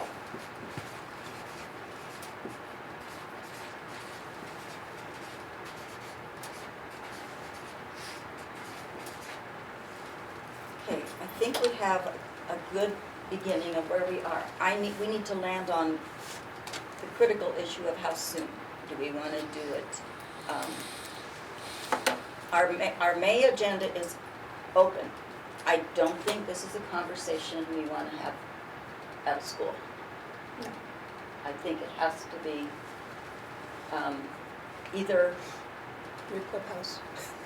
well, I don't even know if it's available. I'd have to check to see if Something there's, like that. yeah, we'd have to come up with it. So, It's a public meeting. yeah, so it has to be even as a open. retreat, Right. no matter what Yeah. it is, we will sure. serve Yeah, it. exactly, yes, Yep. we realize that, but I just don't think that's the kind of meeting we want in this, or would it not matter? It's wherever the board wants. What are your thoughts? That was just my assumption. I mean, I would think, I agree, I think sooner rather than later is ideal. I think that, the thing I worry about with the May meeting is there seems to be a lot of stuff we There's have stuff that has to to be approve done. before the end of the year. And talk about, so that would worry me a little bit as far as trying to do it then. But I think, if you and Mark can kind of look at, see if that would be possible with setting the agenda, I don't know. But I think, or if it needs to be a separate meeting, but then I know separate meetings Are hard for everybody's challenging. calendar. Yeah. Calendars. So I don't know what the. Regarding the venue, since it's a public meeting anyway, School, okay? it doesn't make a difference to me that it would take place in a school setting. Right. I'd be Okay. fine to meet somewhere else as well, Yeah. but particularly because it's a public meeting. Okay, then let's just go ahead. Are you all okay with doing it on that? If it's feasible. Yeah, I would say that, if we look at this meeting, for example, we had, we spent anywhere between 60 and 90 minutes generally on the discussion items, and there's no set time, it's however long the board needs. We do have a school presentation, because it'll be pretty long, that's where it's at. We have our CASB report.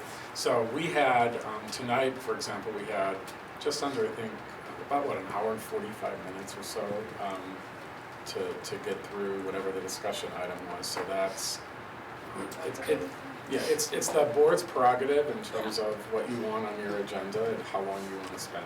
I think we're gonna need more than an hour and a half. Yep. These are pretty serious topics. So should we look at calendars and try to find another date?